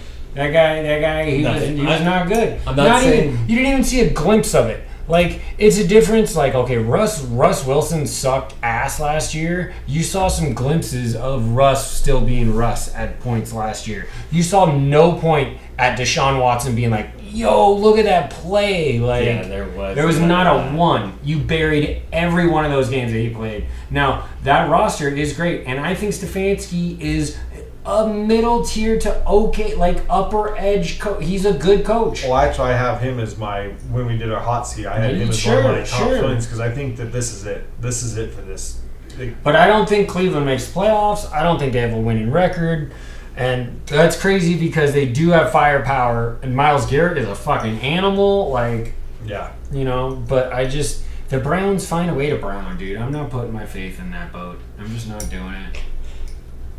Yeah, and then, with the Ravens, I had 10-7 because is he going to play all 17 games? I think the Ravens are going to fall, dude. I think they have built a crazy good squad out there. That secondary is nasty. They brought in Roquan Smith to shore up the middle. Like, they don't really have, like, the edge rushers. They can't really collapse the pocket as well as you would want to. But that offense, bringing in Todd Monken, drafting multiple receivers, bringing in OBJ, having Mark Andrews, like, I think that offense is going to roll too. I think Baltimore is going to smack some people in the mouth this year. I really do. Yeah, you're higher on. I have been for a long while, for sure. Let's jump into the NFC South. Ugh, these South divisions are bad, y'all. I got the Saints making the playoffs, clearly win the division at 12-5. Falcons 9-8, Panthers 7-10, and the Bucks at a lonely 6-11. Whew. All right. I also have the Saints making the playoffs, but I only have them at 10-7, followed by Atlanta just missing the playoffs at 9-8, yep. Carolina 8-9, and Tampa Bay falling hard to 4-13. Yeah, I think the only team I gave I gave 2 4s. I just think it's going to be a big drop after Brady. It's just going to be I think Bulls is going to lose that team. Did you see that Mike Evans also said that he wants a new contract by the first game, otherwise he's not playing? But if you look at the roster, like when we were looking at their roster, their defense is still kind of legit. They still have pieces. I just think that, yeah. But I think Todd Bowles is probably one of the first coaches out too. I think he's toast. There's just no juice there. Yep. There's no juice there. There's nothing to get excited about. There's Baker fucking Mayfield. 11-6 Nolans. That's head and shoulders the best team on paper for sure, with arguably the best quarterback, Derek Carr. I mean, there's no provenness in the NFC South right now. He's the most proven. Right. Like he almost had an MVP season had he not broken his leg in that was a while ago, 2016, 2015, somewhere around there. Yeah, somewhere. It was a good while ago, but like at the tippy top of his performance, D. Carr can ball, and he's hungry. I think he's going to go down there. I think he's going to want it. Like, I do too. D. Carr has always kind of been that guy. And now the one franchise that he stuck his neck out for, he was the biggest Raiders. He was all about it. He said, I want my whole career to be here. I don't care about the money. And they shit on him. I think he's going to go down to New Orleans to be hungry. I do too. 8-9 Atlanta. God damn, dude, that team is potential coming out of their ears, especially on offense, bro. If they can figure it out, they can be lethal. Kyle Pitts, Drake London, they just drafted Bijan. If Desmond Ridder is anywhere near a scrambler in the backfield or can play off of schedule, Tyler Algier's a 1,000-yard rusher just last year, absolutely. Let's not give him his roses. But that defense... Okuda's already out, right? Like, he got hurt earlier in the preseason. Like, that defense is not getting any younger. Grady Jarrett, unfortunately, another year older for him, but then it keeps getting worse. Bring in some, I think, good free agents for that defense. That is true. They did get Jesse Bates, didn't they, from the Bengals? They got Bates. Terrell's been an awesome corner. AJ Terrell's a baller. I will say that. But Jesse Bates on the back end. AJ, so not to say. But they have no pass rush. And then it gets sadder from there. Carolina 5-12, and dude, I got a real bad grade on TV. 3-14, y'all. I think it's real bad out there in Florida for them. They didn't have a proven running game before. Now they really don't have a running game. Your WR1 is saying, hey, sign me or I'm not coming back.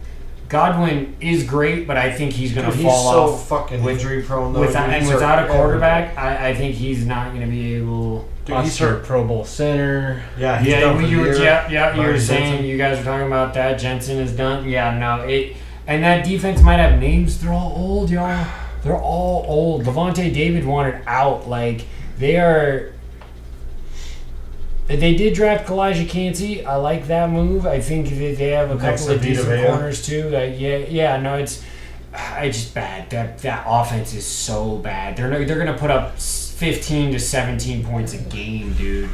Could you give me a little bit more on why you have Carolina where you have them?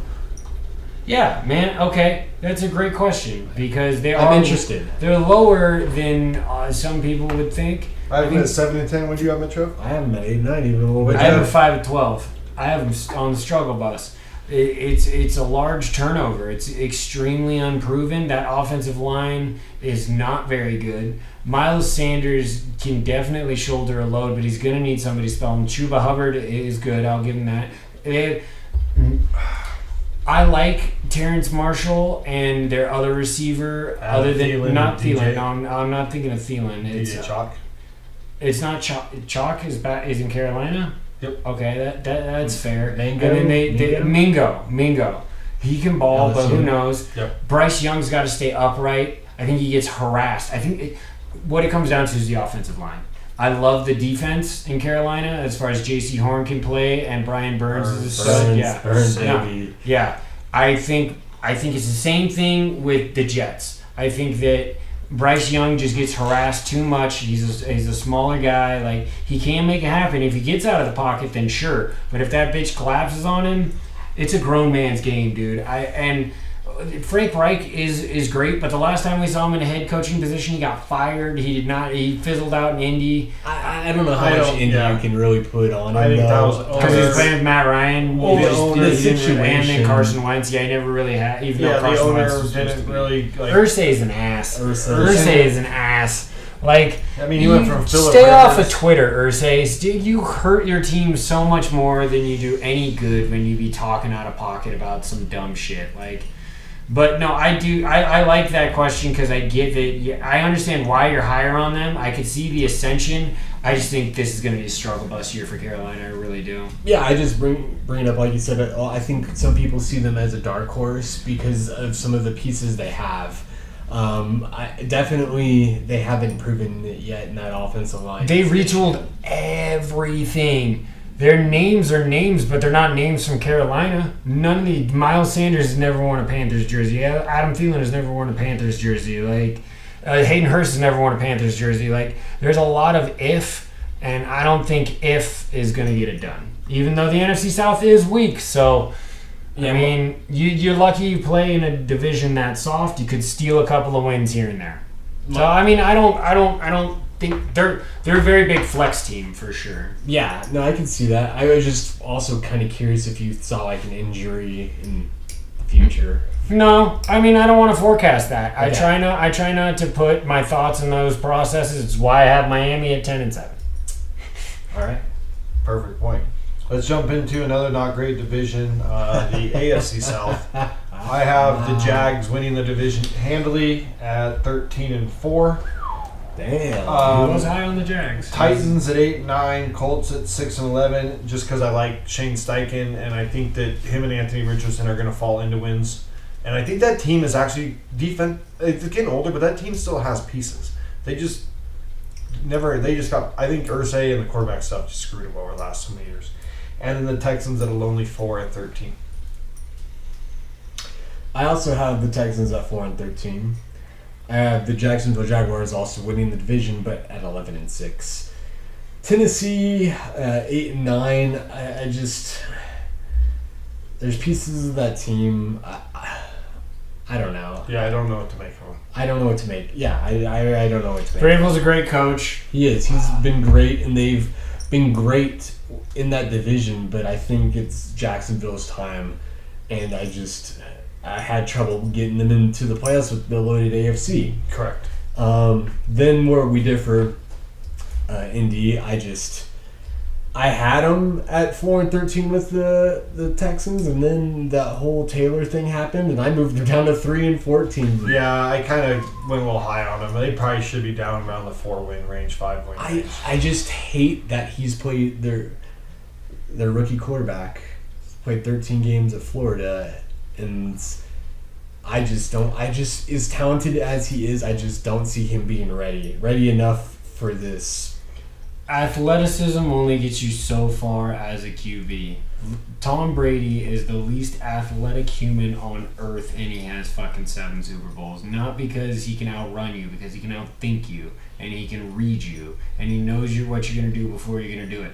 Anthony Richardson isn't close to that. He is a freak athlete. But he reset all the combined records, not only for a quarterback, but just as a human, just as a person within his, weight and height range. But, I don't know. Just like I see it, the scenario there's going to be a lot of turnovers, and that's going to cause. Oh no, I have them at 4. Yeah, Jacksonville 11-6, and winning. Obviously, they're going to win that division. Knock on wood. Unless a major injury happens, they are clearing above the best roster. Doug Peterson has got that team feeling it. They believe they can. That comeback win against the Chargers in the playoffs. Lawrence is ready to take that real step forward. This is actually his true second year. Correct. If you really think about it. That Urban Meyer debacle that happened in his fucking freshman year, as a redshirt year, burn it. Yeah, it technically doesn't count towards the maturation or development of that quarterback. If anything, it set him back. Correct. So I think Etienne is going to ball. I think that Ridley's going to ball. I think that there's a lot of talent on that fucking team, dude. Yep. Yeah, for sure. So I also think that the Jaguars are the Jaguars, and they're not going to win, all of the games. So 11-6, 7-10 for Tennessee for the points that we just said. Great coach. D. Henry's still a hoss. I think Hopkins, if healthy, big if, I know, can still provide good in the pass game, at least enough to make you stay honest, right? You have to account for DeAndre Hopkins. They got the other kid, Treylon Burks. Yeah. Their best 2 players on offense are their oldest 2 players. And that's tough. At the skill positions, right. Which you need to be the youngest at. Really. Fast. You gotta have speed kills. Can't teach speed. 5-12 for Houston. I have them 1 in front of Indy at 4-13. I think that C.J. Stroud is a little bit more pro ready. They had a really good draft last year. I think Will Anderson can disrupt the pocket or two. I think that D'Amico Ryans is gonna have that team ready to play. They're not going to compete for anything meaningful, but I think 5-12, and if C.J. Stroud looks like the guy, then you're happy, Houston, because you also have Arizona's first pick. And they are going to be so bad this year. I cannot believe they swung that trade going into this year, looking at what the roster is Arizona going has to be. the Houston's first pick. Yes. We reversed that. I'm so sorry. You're so right. It is that way. No, it is that way because it was the trade back to number Correct. 3 for Will Anderson. I'm sorry. Correction. Ready for the West? Yeah, so we'll do AFC West before we do NFC West since that's 2 versus 1. I got the Okay. Chiefs. The NFC West is clearly the best conference in all of football, the best division ever, always. Used to be. Let's go back into the AFC West for a sec. Chiefs are 13-4. Chargers 11-6. My one surprise is I got the Raiders at 9-8, and then I got the Broncos at 8-9. So you have a very competitive AFC West overall, to be fair. Yep. Mine's pretty competitive too. I do have the Chiefs winning at 12-5. God.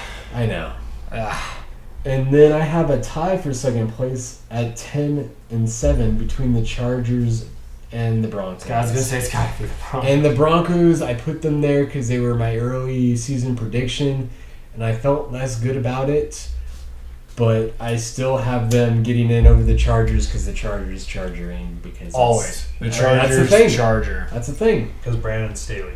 Pretty much. He's the current iteration, but I am. God, that team on paper always looks so fucking I would have good. put, if Sean Payton would have been the coach, I'd have put them as like one of my top seeds. I'd have them in the Super Bowl. Because I think Herbert has the potential to be an MVP. Yes. Especially now that they have Kellen Moore, I think they're going to toss the rock probably even more than they should. Yes. And I think they have the targets to come down with it, so that could be a a lot of fun bodies team out to there. watch. Mike Williams and Quentin Johnston could be insane together. Yes. And then picking up the rear, I have the Raiders at 5-12. I want better for the Raiders. I do. But I just have a hard time seeing it. Yet. Yeah. 12-5 for the goddamn Chiefs. Same. It's Mahomes, bro. Dude, it is. That guy is so good. Like, God, it's...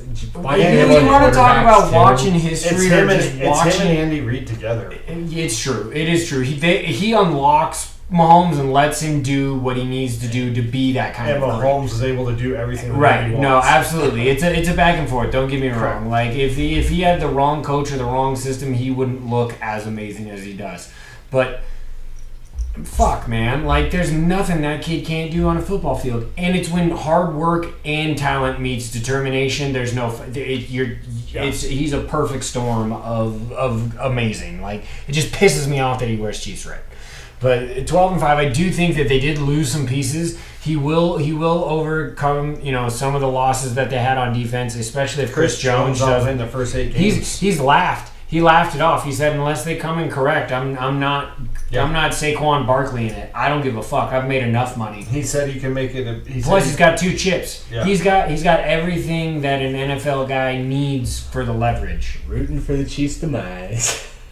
I mean, honestly, from a personal standpoint, as a Seahawk fan, I fucking hate the Chiefs. But Mahomes is hard not to pull for. Reed is hard not to pull for. That team overall is very good. They are. Now it'll be interesting to see how they get on without Bieniemy, but Reed has always been kind of We don't even know the how ghost rider of that offensive anyway. We right? don't even really know how much Bieniemy was even doing.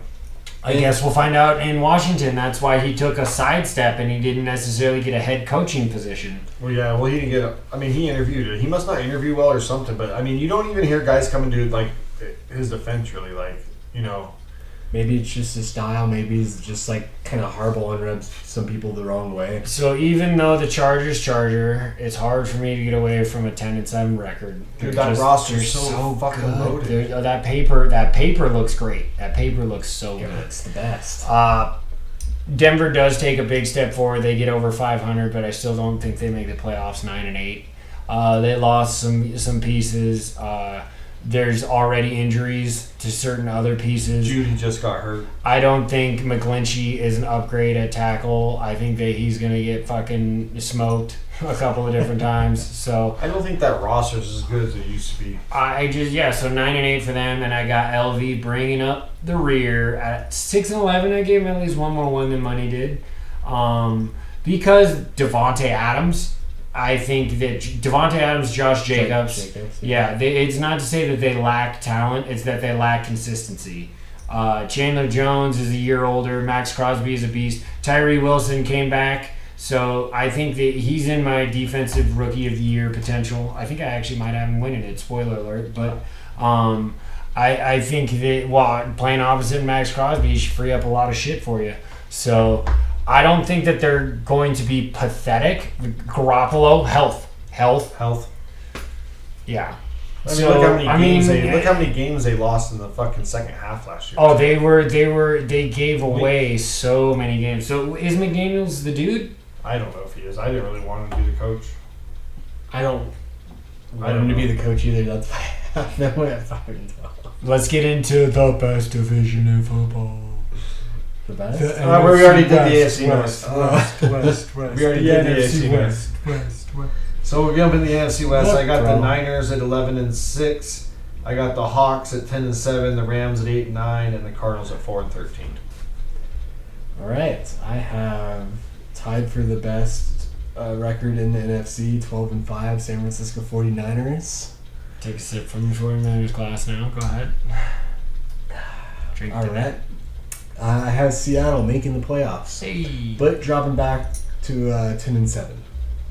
And then I have the Rams not being good, 5-12. And not being good as in not being any good. Not being any good. Wow. You don't think that even with those pieces, you don't think they can scrape out 7 wins? You're saying 5? I think this is my Carolina take. I know that everybody's low on Arizona. That's beating a horse when he's down, right? Like we all fucking know that. But I want to hear your LA take. Yeah, because I think the Rams would actually kind of. I have them way better than that. 3 more wins. I have them at 8-9. Yeah, I want to hear this one. Yeah. So, okay. Maybe it's just my dislike for the team in my division. Sean McVay has been great. That team is really young. They're veteran players. Like Donald, he'll be good, but they lost is it Lloyd on the edge? I think it's going to be really hard for them to get a pass rush.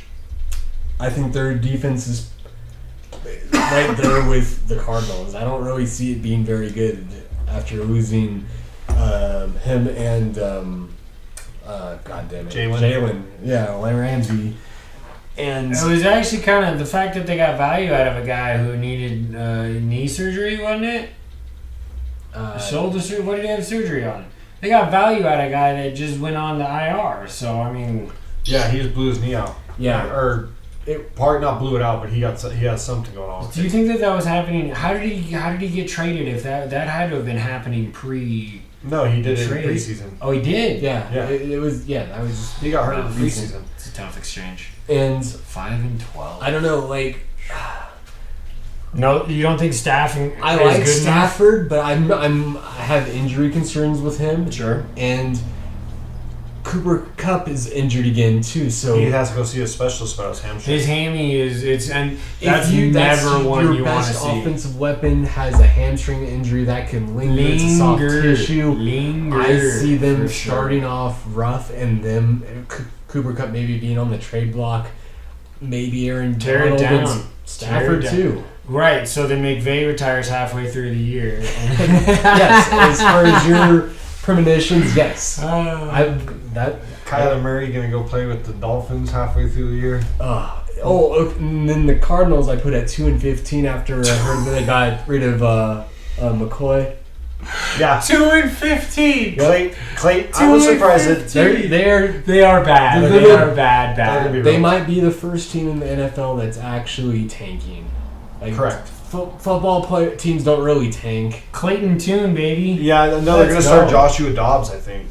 I know my sources tell me that it's going to be Clayton Tune. Is it? Good. I would hope it is. I think that would make more sense just so you can see what he is. Maybe you strike. Yeah.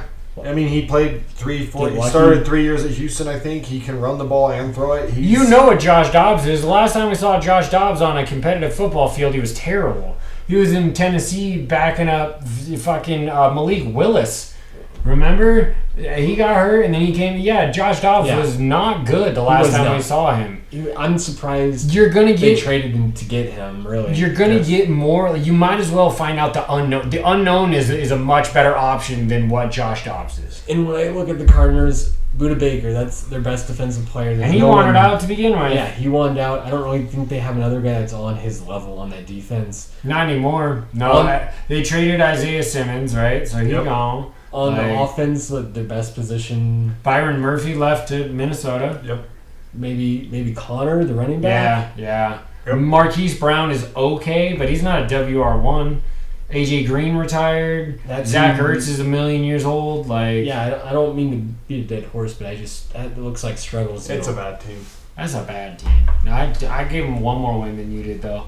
So, of course, as a stand, I got to come out here and give my boys 12-5. Let's go Hawks. Okay. Now, we could easily underachieve that. Whatever, we're going 17-0. This is a feasible record. No. We're 0-0, baby. Till the day that changes. 11-6, San Francisco. God damn it, that team could be 14-3. Who the fuck knows? That's some games that we probably shouldn't. LA Rams, right? 8-9. I have them winning a little bit more. Me and you the same at the 8-9. I think the Stafford is good enough. Tutu Atwell, we didn't mention. I think Cam Akers. I think people are low on Cam Akers. Too. I think that I don't know if you've seen his off-season work. He is stacked on 15 to 20 pounds of fucking muscle. I think he's coming back like the running back we thought he was. Exactly. I think he's hungry this year, and if they can just turn around and hand it off and keep Matt Stafford upright. I think that would be the difference, too, as far as I see the Rams, too. I just don't see him being that guy, but if he is that guy, that makes a big difference. It could swing a lot of wins, for sure, which is why we devalue the running back. How stupid is that? We're making a case for him. But I think that Cam Akers is going to be well above what people think he's going to be. But then we've already shat on the Cardinals 3-14. Yeah, Bad.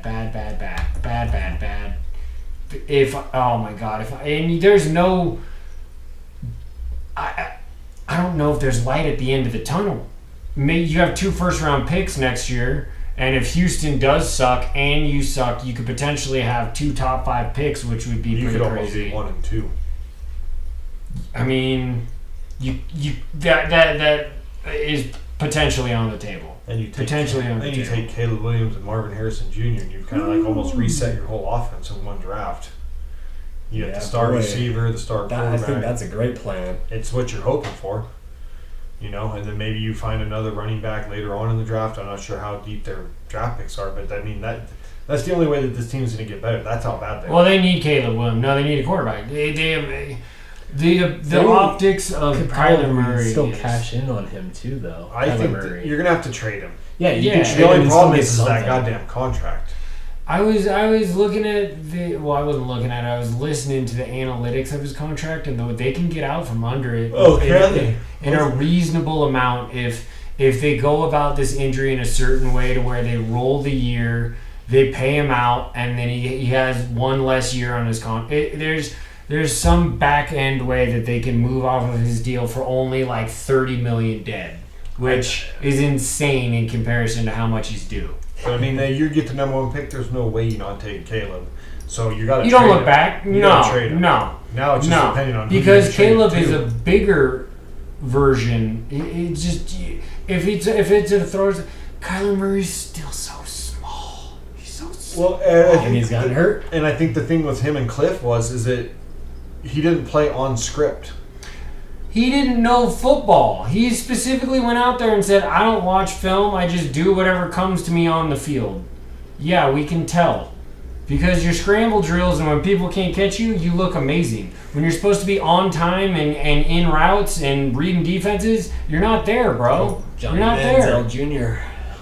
Yeah, at least Kyler had made a playoff game and has made a Pro Bowl. And it's not to say that he's devoid of talent or the ability to do so, but it's that next level of hard work and dedication that you have the talent and you're not pushing yourself to that next level. And it kind of seems like he's kind of a bitch. And that's under his own self-admittance. I'm not making this up. These are words that he literally said in a public interview was I don't watch a lot of film. I go out there and I just perform. Basically meaning he just relies on himself. And in some aspects, it works. And in some aspects, you want a quarterback who can do that. But you need a guy on time in your system who can run it. Trey Lance. You got it's about the idea of having not only the talent and the athleticism, but the dedication and the film work and the studying and everything else that's going to put you in front of that next guy. And to be a locker, you're supposed to be Kyler's a leader. not a killer. He's not a killer. It seems like he's not a very good locker room guy either. He doesn't inspire me to want to go out there and go hoorah. Hoorah. Josh Allen does. I go hoorah for Josh Allen. Joe Burrow. I go hoorah for Joe Burrow for Patrick sure. Mahomes. Big time hoorah for him. Even guys down to Herbert. Jared Goff. Herbert. I would hoorah with Jared Goff before I'd get behind fucking Kyler Murray. Yeah, Kyler Murray's pretty far down on my list too. So that wraps up what we think is going to happen. Who knows? All these things could be an injury away. Like definitely quarterback injury away. Oh, dude, 0-0 is the hardest to predict for sure. Injury quarterback away, running back receiver could go down, take some wins away. You could lose an edge rusher, or you could gain wins because somebody steps up and plays. That's what you hope for. Those are the better stories when people outperform rather. Right. But the unfortunate thing about the NFL is that injuries are they're almost mandatory. They are part of the story every year. You just hope that they don't affect your team in the same way that they do affect other teams. Yeah, they will affect the league. You want to be like the Eagles last year, not have anybody get hurt and go on a run like that. They kept the offensive line and their quarterback pretty. Jalen got a little banged up, but towards the end, other than that, I mean, when you don't lose linemen, you don't use their receivers stay healthy. Yeah. It's quite a difference. It helps. So let's jump into who we want to go awards and then Super Bowl. Finish Super Bowl. I think we. Do you want to finish Super Bowl? Let's finish Super Bowl. Finish Super Bowl. All right. So let's start with Coach of the Year. All right. I got Doug Peterson, Coach of the Jacksonville Jaguars, Coach of the Year. It's a good pick. I like that. I was going Dan Campbell. I think this is the year the Lions win the division. I think even though they're record won't be the best, I think them getting over the hump, and in my where as far as I have teams with win and losses, I don't really have one team that's way above everybody else. Like the best record I actually have is 12-5. So if that's the case, I think Dan Campbell's the guy if the Lions get in the playoffs. Shit, you guys, those are very good. Looking at my overall win losses, I love the story in Detroit. Man, it's hard for me to look at my overalls, and there's three that stick out. It would be John Harbaugh in Baltimore.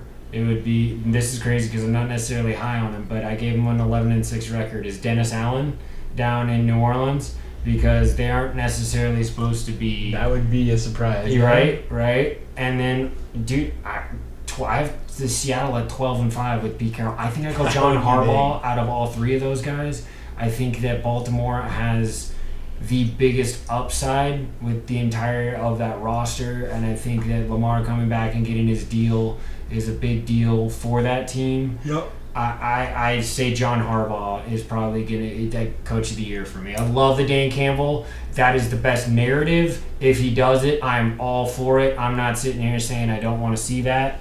And shit, even Doug Peterson in Jacksonville, if they ball, that's a great story too. Trevor Lawrence coming back and proving to be the guy that the number one, ranking, and he was supposed to be the best prospect since Andrew Luck kind of thing, and he got dealt Urban Meyer. So correct. Not a bad story there either. None of those three guys would make me upset to win the Coach of the Year. To take this somewhere else, because I know this wasn't one of the awards that we talked about, but it just made me think about it for Comeback Player of the Year. I think DeMar Hamlin's probably the favorite because of the story. Okay. But I think there are a lot of good nominees that could be Comeback Player of the Year. Odell Beckham, I think, could be one of those names. Sure. I bet you that's what the NFL wants. One of those two, right there. I think one of those two. Jimmy G. I mean, slinging the rock. That would change the Raiders narrative, right? Oh my God, yeah. If I mean, Stafford could be one of those guys too. Sure. Could be Cup or Aaron Donald. Like Duck. Yeah, there's a lot of people. Even Russell Wilson. If Sean Payton gets that team to start winning some games. Yeah, but he didn't get hurt. That's true. He played 13, 15 games. He was hurt, but it wasn't. He didn't. He played 13 or 15 games. He played the vast majority of the season. Yeah, he sucked, so he could be better. But I don't think you're gonna win. Back. You have to come back from an injury. Okay. Not from an injury. Gino didn't come back from an injury. Gino came back from the bench. From the bench. He made it out. Our boy made it out of the friend zone. I mean, somehow Baker Mayfield actually does something. Oh my lord, if he does, wow, I don't know, man. That just doesn't. If they sign him and he plays, and who knows? Evans is a 1,000-yard receiver with his eyes closed, so give that man his money. But that's a good little honorable mention. I like that. Let's jump into the defensive rookie of the year. I wrote down Tyree Wilson of the Las Vegas Raiders. All right, let's hear this homer pick. I just think that, like Chuck said earlier, he playing on the other side of Crosby. You should be getting the singles. And it's easier for, I think, defensive ends or edge rushers to win because of the sacks. Sacks are so flashy. They love that number. And it always ranks higher than picks. Right, and and you got to have a Sauce Gardner year to win as a cornerback. Yeah, and to total shutdown. So I think it's easier for a defensive end. So that's why I went with one of the defensive ends. I think with Tyree though, I just worry that he's a big. His size and athleticism is great. It just his twitch kind of was a little bit slow, I thought. So if he can be quicker off the line, then definitely he's easily a candidate. I went with probably the more favorable betting option, which would be Will Anderson. I think that, like you were saying, the sacks he could be the guy on that defense. And that defense,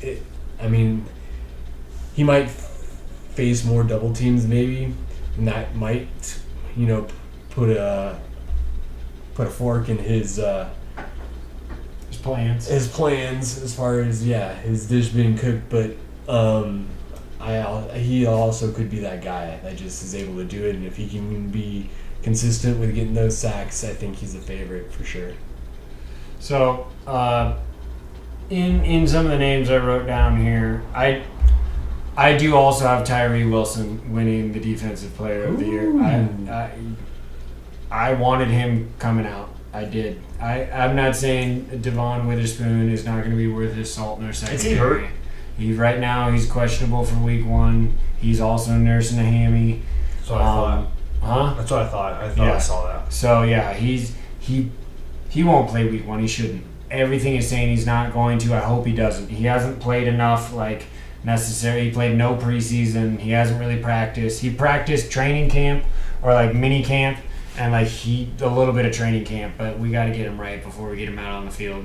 But a name we haven't talked about, you guys, and his upside is huge, is Jalen Carter.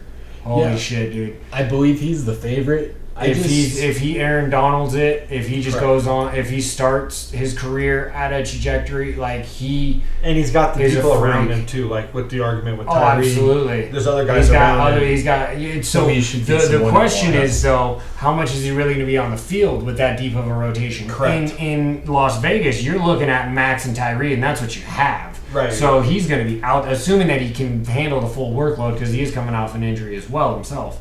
Yeah, that's kind of what I worried about too. Is his rotation as well as when was the last time we saw a defensive rookie of the year at defensive tackle? An interior lineman. Yeah, because you guys. I understand. Yeah, you get the linebackers get it because but they are getting more love, man. They are getting more love overall. I think if they play him enough, and if he gets 10.5 sacks, which seems feasible.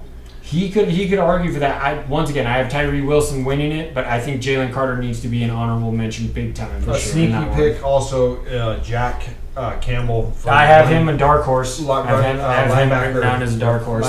He could have 1,000,005 tackles. Got my money on him.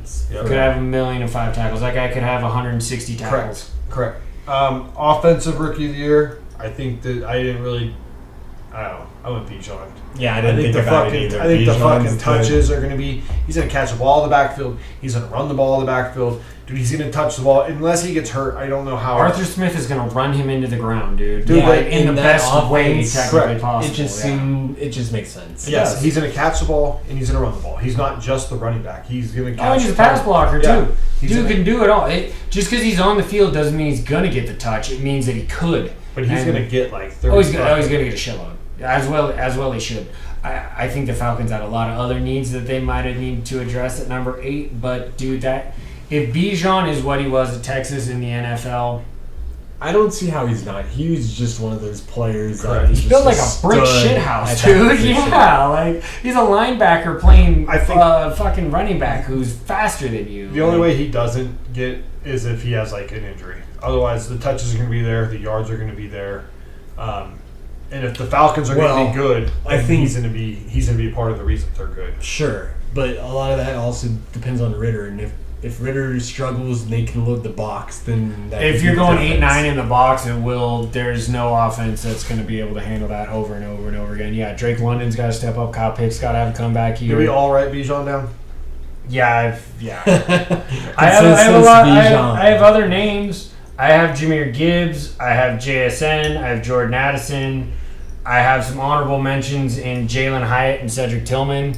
I think that there are dark horses out there. Yeah, I like those names, but No, but it's They're all on the the same page. guaranteed volume though. It's correct. It's the volume of the touches you're Because gonna get. Gibbs is in an offset with Montgomery, and he's not Right. supposed to be a pound him, ground him kind of guy. He's only supposed to really be like a slot potential, like scat back / third down, like kind of guy, which can elicit a lot of big plays, but not a lot of touches necessarily.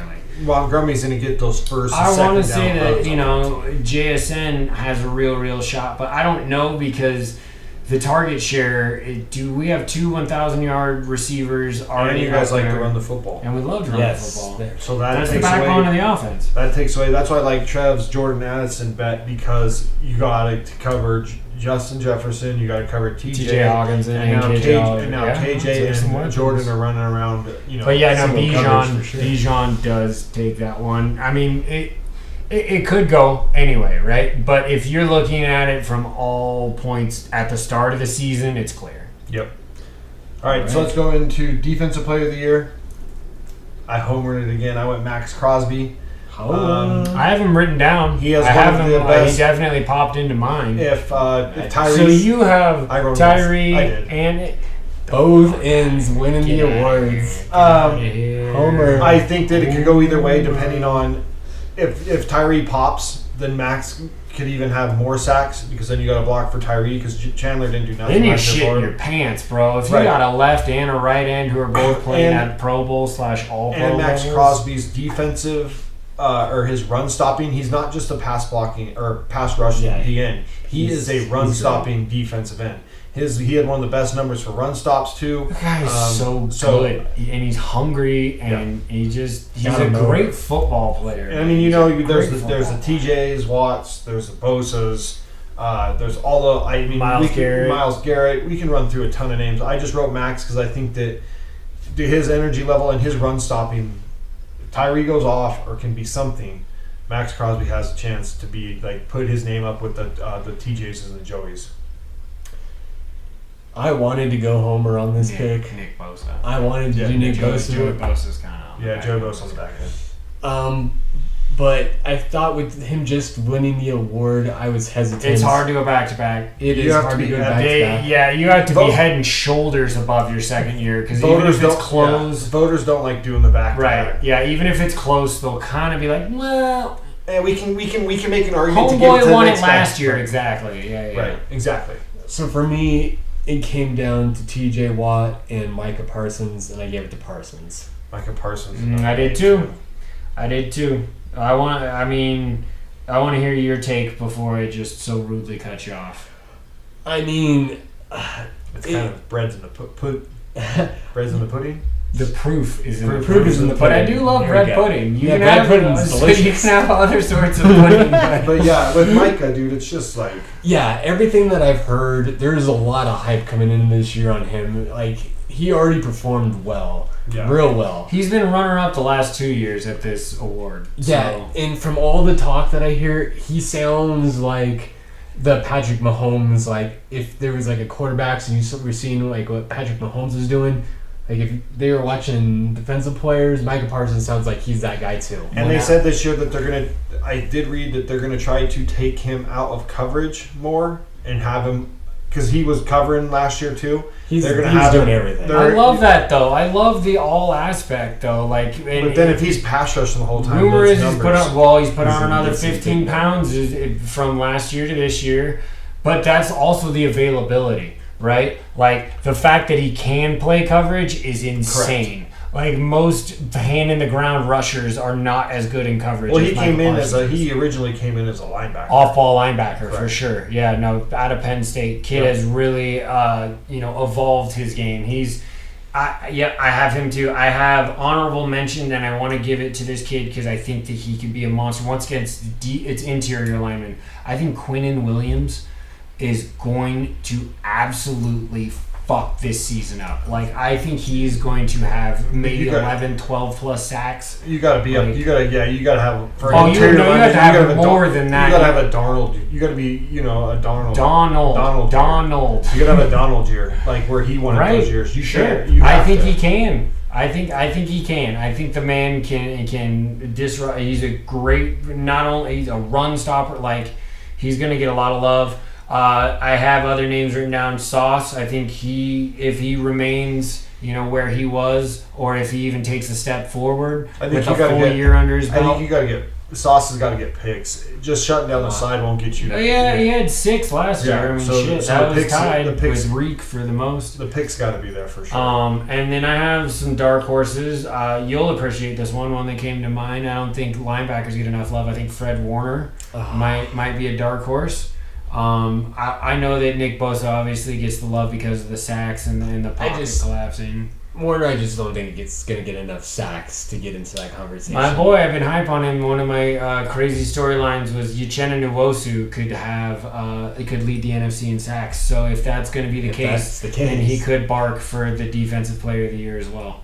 I'm really high on that dude. No, that is not only homerism. I would be high on that kid if I was not a Seahawk fan.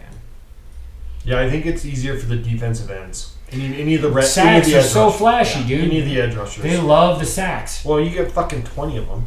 Yeah. It's a fucking huge number. You're right. Yeah, no, it pops. It pops out when you read it, and Yeah. 9 times out of 10, sacks are for drive-changing plays. Like, sometimes they're like a yard or two, right? And maybe it's like, oh, well, it's basically an incompletion. Yeah, you get the weird sack where the right guys run Most in of and them out are the for run. 7 to 10 yards, and they are drive killers, Right. dude. Yeah, especially those third down ones, man. Oh, yeah, no, third down sacks, that should be a stat almost all by itself. Correct. All right, Z, let's go with the offensive player of the year. What you got? I kind of went. So my feeling on offensive player, I think it's basically going to be a wide receiver most likely. I know that there's your Christians that can catch the football out of the backfield, your McCaffreys, but other than that, I think with just the way the sport's going, the way the offenses are going, it's going to be a receiver. And I wrote down JJ for the Vikings, Justin Jefferson. Everybody knows that he's going to be getting the ball, and he just would be a fucking. back-to-back. It is a back-to-back. But I also me and Chuck were talking a little bit ago, and I think that like a Jamar Chase is another great pick. You get any of those wide receivers that are going to get the ball. I think Kelsey could be a sneaky pick because he is wide receiver 1. Yes, he is. So I think Kelsey is good a sneaky pick. For a running back to get it like Christian, you're going to have the catches like an Eckler or a Christian, but Eckler's got to stay healthy. So What about like a Tyreek Hill? dude, I just don't see the Dolphins. I don't think the Dolphins are going to do it. I think you're going to end up playing with Mike White or the other kid for more of the season than you play Skylar with Thompson, Tua. right? Yeah, than you play with Tua. So I mean he could be Chuck. He really could be because he could have a ton of touchdowns and a ton of yards, but I just don't see it. Okay. Trev. I went with the betting favorite, Christian McCaffrey. Like, I kind of even thought about putting him for MVP just because if the Niners suffer an injury like they normally do, I could see the whole offense running through him. If he can stay healthy, I think he can put up numbers like he did when he came out right away at Carolina. Like, part of that, I kind of want, as a Christian McCaffrey fan, I kind of want his touches to go down to longevate his career. I mean, yeah, I'd love that too, but No, you wouldn't. I mean, I'd love You want him to get the right amount of touches and stay healthy. You don't want his touches to go down. Well, yes, true. I don't mind if he has less touches though. If the rest of the team, if we don't need that from him, if they can get it elsewhere. Elijah Mitchell is a decent fucking running back. He's well proven that he can play. And Davis Price is a good fucking running back too. So it would make sense to go buy even though he's the highest paid running back in the league. Yes. That system just poops out running backs, dude. Boop, boop, boop. Like, it just does it. Like, I have run CMC as my second written down name. I have Jamar Chase winning the award. Chase, the other wide receiver. I do. Back-to-back LSU receivers, just two different ones. Man, the best LSU wide receiving, the best probably combo of wide receivers ever, possibly. Yeah, because you got to say that JJ and Chase are better than the Garrett Wilson and Olave. Yeah. Right? I mean, it's George Jefferson and Jamar As Chase. Of right now, yeah. But, dude, you're like you're one and two in receiver land, or maybe LSU three, depending on if LSU. Devontae's up there, wherever. But you, like, top two receivers or however you want to rank them, Jamar Chase and Justin or Jefferson are easily in the top. Jefferson's number one, and Right. Jamar Chase is potentially number two or number three kind of thing, for sure. No, yeah. As far as a duo, it's inarguable. I also did have Stephon Diggs written down, as I think that even though there's smoke around that Buffalo situation, if they figure it out and he dials up 130 catches for 1,500 yards and 16 touchdowns, like, I don't think that's what's going to happen. But there is that is the ceiling. I think that could, yeah. So, I mean, Jamar, it would be dope if you got it, bro. That'd be cool. All right, let's jump into the big boy, the MVP. The MVP, the most valuable player. Trevor Lawrence, Jacksonville Jaguars. Get the fuck out of here. Come on, really? Yep. Is that what you wrote down? Let me see it. I want to see it in your tiny little writing. He didn't write that. Trevor Lawrence, Jacksonville Jaguars. He did. He wrote Dak Prescott. He's a fraud. I think that with him, I've been high on him for the whole year with Calvin Ridley getting there. You got Zay Jones and Christian Kirk both played very well last year. You got Etienne there.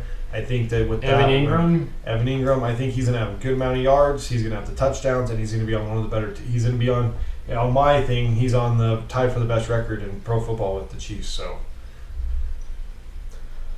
all right, yeah. I like Trevor. I don't know if I like him that much. I don't know if I like him that much.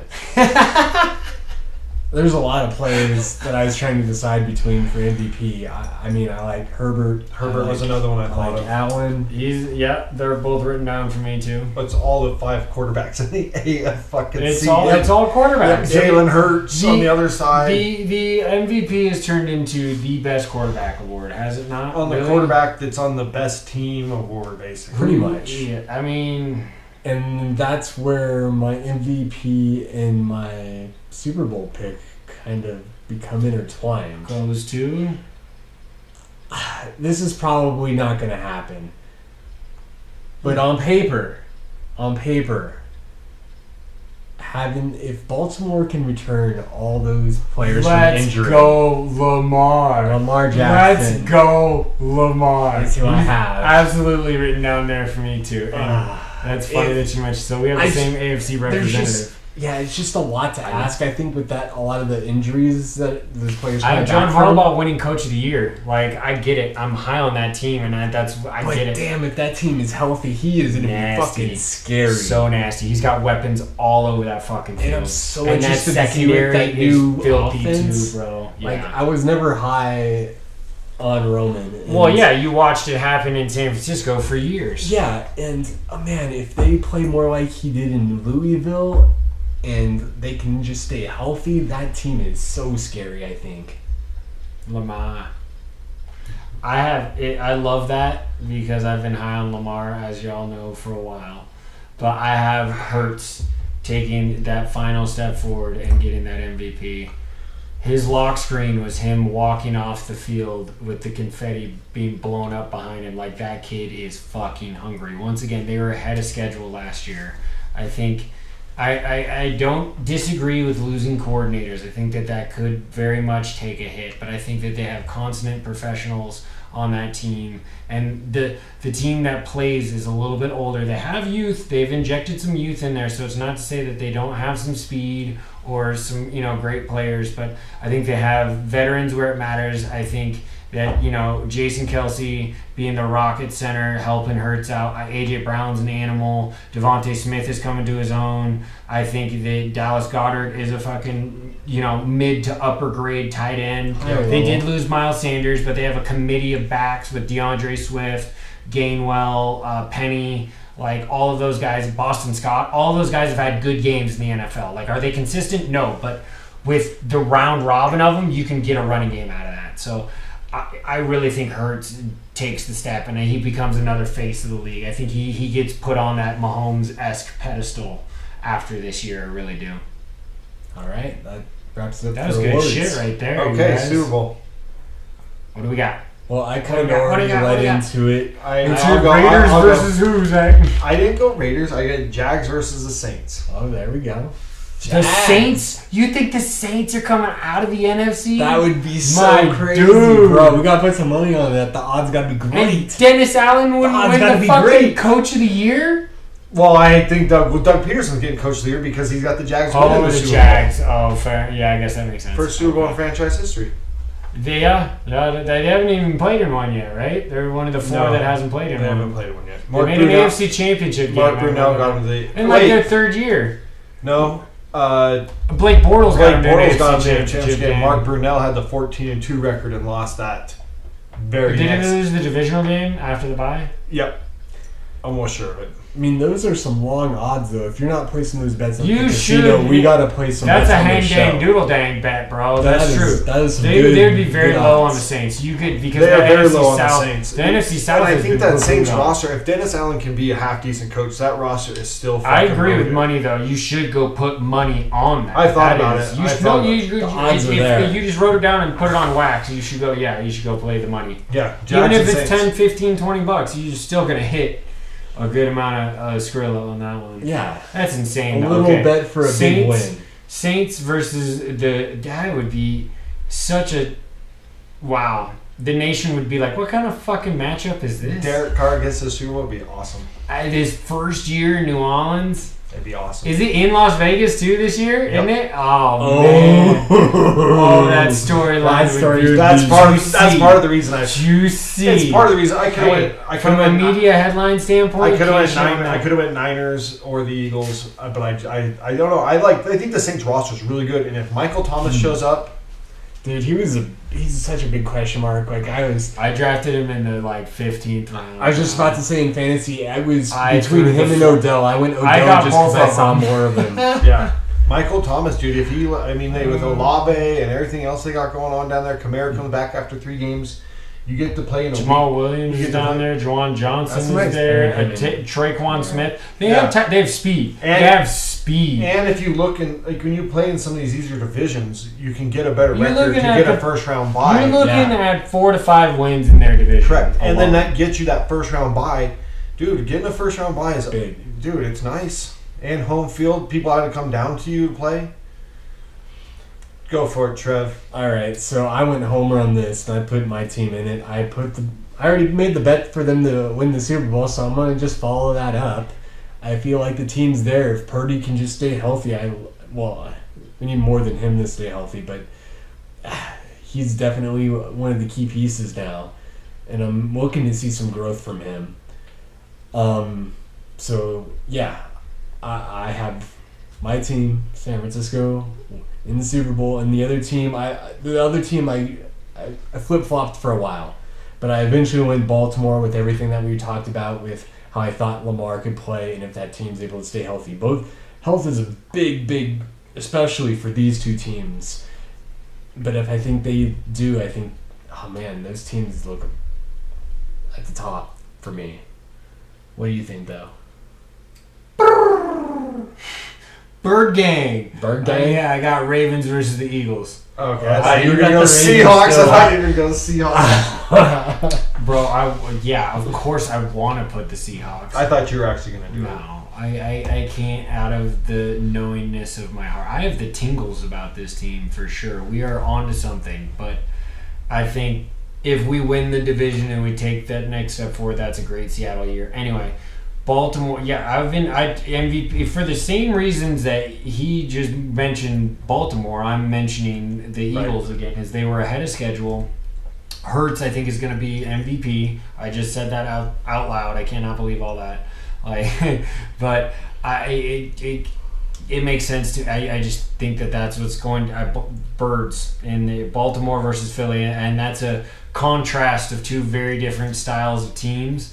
And Northeast teams as well. It'd be funny. It's kind of secular to that one little part of the nation, but I think Ravens versus the Eagles would be a really fun matchup to watch.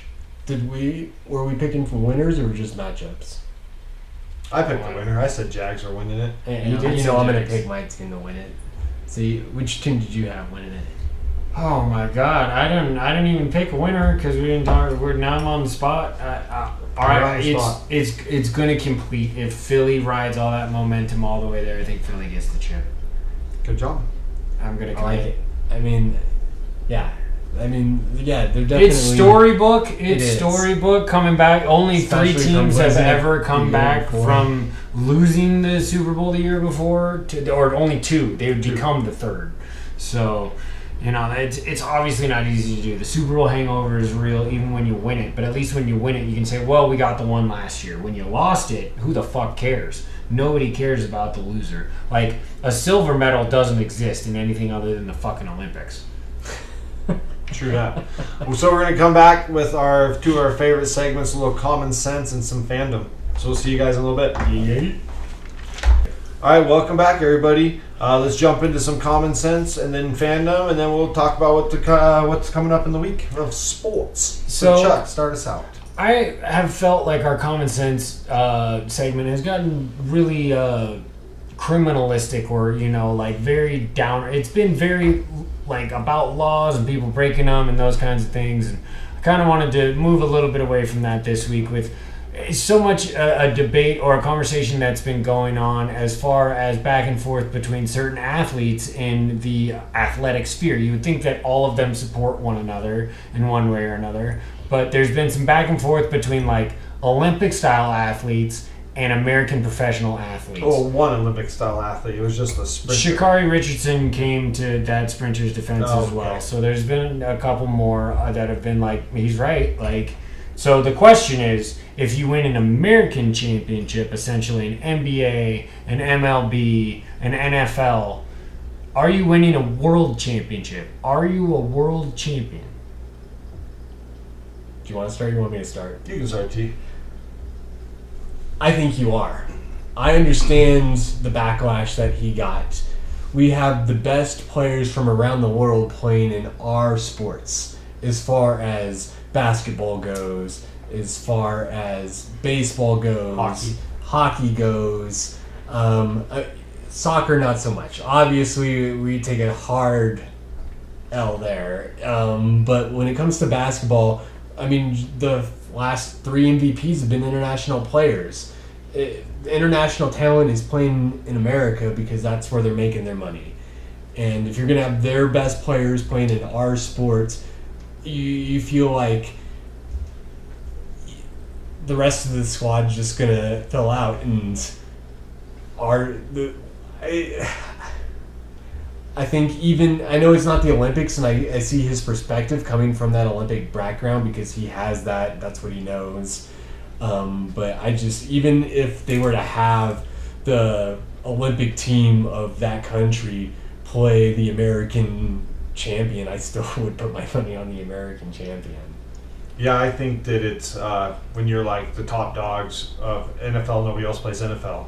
So There's no other we're football. going to have that. So that, and then your baseball teams, you look at all the people from all the different countries. Shohei is from Japan. All the guys from like Puerto Rico and Cuba and all that. Basketball, like you said, all the European players now, they're winning MVPs. We're the best of the best. When you win a championship in those 3 major sports, in the hockey sports, you're the best of the best. Yeah, you are a world champion. As far as culture goes, ours values sports heavily. And outside of soccer, we dominate.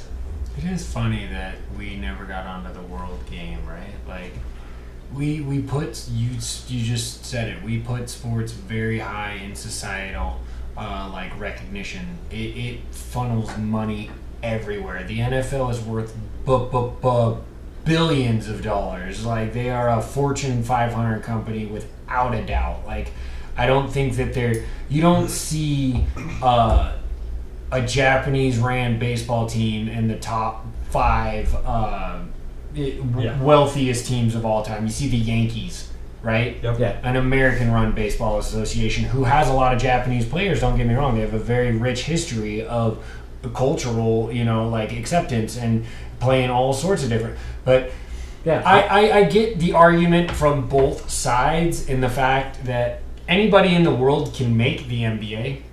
Anybody in the world can make the MLB or the NFL if you are found, if you are good enough, if you work for it, if you get it's not to say that just because you're from a certain country you can't play in our league. We don't do that. We find the best talent. We try to find the best talent from anywhere always. And we spend the most money to do it. Sure, absolutely. Outside of soccer. Yeah, no, we just know we're too far behind. I think that's probably, dude, England is just, in general, the EPL, anyway, the whole world is better than soccer. I mean, there's third world countries that have better country teams than the United States. It's a fact. But as far as I would call them our sports. Like you said, the NFL is definitely our sport. The NBA, basketball, that's an American sport. It just fucking is. It's part of our culture. Like, we have spread that game across the world. Like, now baseball, that was a little bit more debatable. That's all over the world. Like, it's because it's a cheaper game. When cheaper games are easier to play in lesser countries, right? That's why Soccer. 100%. You need sticks and a ball and a field and an open field. You just need something you can make a goalpost with, a ball, and a field. Super easy to play soccer. Baseball, you need a bat and a ball and maybe some gloves. Like, If you're playing wiffle ball, you don't need much.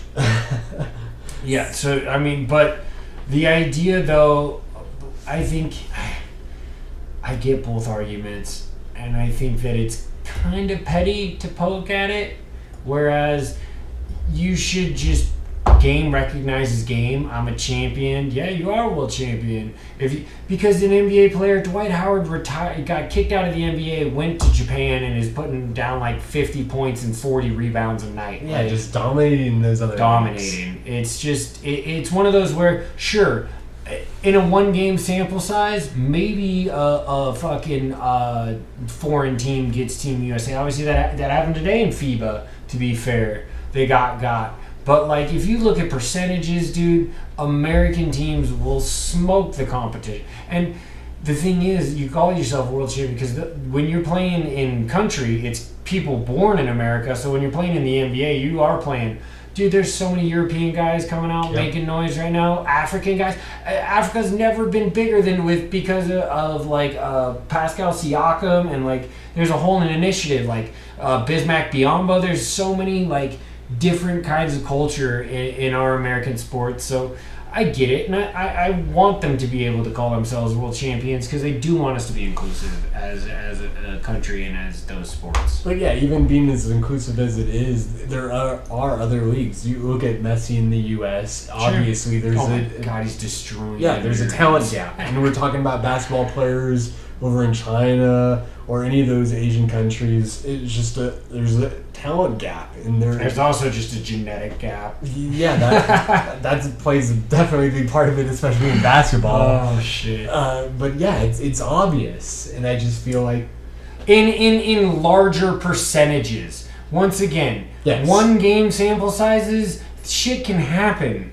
Somebody can upset somebody. That's why March Madness is the greatest tournament on earth, is because you show up and you got to make it happen against every team every day. There's no series. It's win or go home. Survive as big as it is in America. That's another one. 17 games, baby, and we hold on to every one of them like they're their own fucking holiday. Every Seahawks Sunday is its own holiday. There's bro. no 7-game series in the playoffs. And you barely even get to the goddamn playoffs. Ah, shit, dude. Let's go football. That's the fandom, right? All right, so let's roll right into let's the do fandom. it then, because that's it.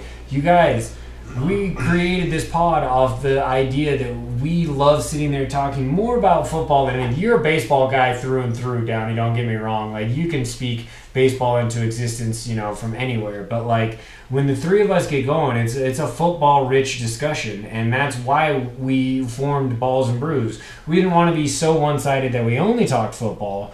But now that this season is here, you're going to feel us gush. This fandom is about football. Yeah, being able to, like yesterday, watch, 8 hours of college football. For the first true Saturday of the season. You're just sitting there at the bars, Absolutely. it's on, you're just watching it. It is fun to do. College football Saturdays. I like college football Saturdays more than NFL Sundays because of the fact that NFL Sundays you're regulated to like 3 games or whatever. On college football Saturdays you can watch whoever the fuck play whenever the fuck you want. It is amazing. And watch some. I'll be sitting there in Fubu, Choctaw Fubu. You find some random game, you're like, dude, 25-24 in the end of the first quarter. I'm checking out the rest of this game. It's an awesome game. It's, big time scores. College football is. I love watching college football. I love my NFL, but my college football Saturdays are way cool. Just to pile on with the college football, just that feeling that your team has to score because you know the other team is going to score, and you just got to keep up, and it's drive after drive, and just that anxiety of those teams just going at it. Well, and if you're a real difference maker in college football, you don't have the ability to fuck up. You didn't have a team over 12-5 win a division in the NFL. There ain't no 5-loss team doing anything in college football. Nope. You got a ball, bro. 1 loss, maybe 2. Maybe two. Maybe now, 2. With the expansion, It's going to be a lot. Maybe you'll even see go to 3. plenty of 2-loss. Yeah, Yes. maybe even 3. Yes, for sure. 12 But still, teams. it's not going to go down to 5. That's still not 5, right? Yeah, you don't get to fuck off in college football. If you're gunning for the top, you better be damn near perfect at every turn. You can have some, iffy wins, but they better be fucking wins. That's the only way you do it. You have the dub in front of your name. College football. One of the points I want to make though is the game is different. The game is much quicker. There's more tempo. There is a lot less downtime. When drives are going, motherfucker, we are going. Even when they stop and huddle up, it's only like 7 to 10 seconds. Like, it's quick. they're on the line within 13 to 15 seconds of every play, where the NFL is like 25, 30 seconds. Then you get another 5 seconds at the line. It's almost 40 seconds every play. Where college is, let's fucking go. Like, even huddle up teams don't get on the ball in 20 seconds, dude. No, most of them don't even huddle up anymore. Most It's of them shells. You get most of them shells, call in, look to the Or sideline. they all get up and look to the sideline, Yep. then get back down. Yep. That's absolutely a very... So That's I a good think way to wrap it up, though. Like, college football is the NFL on caffeine or I love the NFL more just because of the athletes. It's the cream of the cream. It's the creme de la creme. The cream will rise to the top.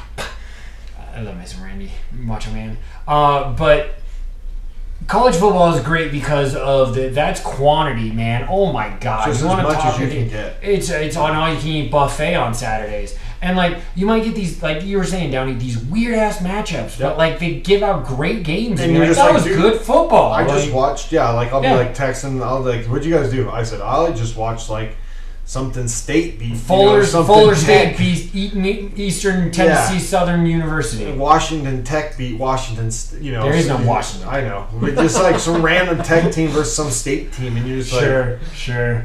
It's The upside down, inside out Northwestern team just beat. But it's great.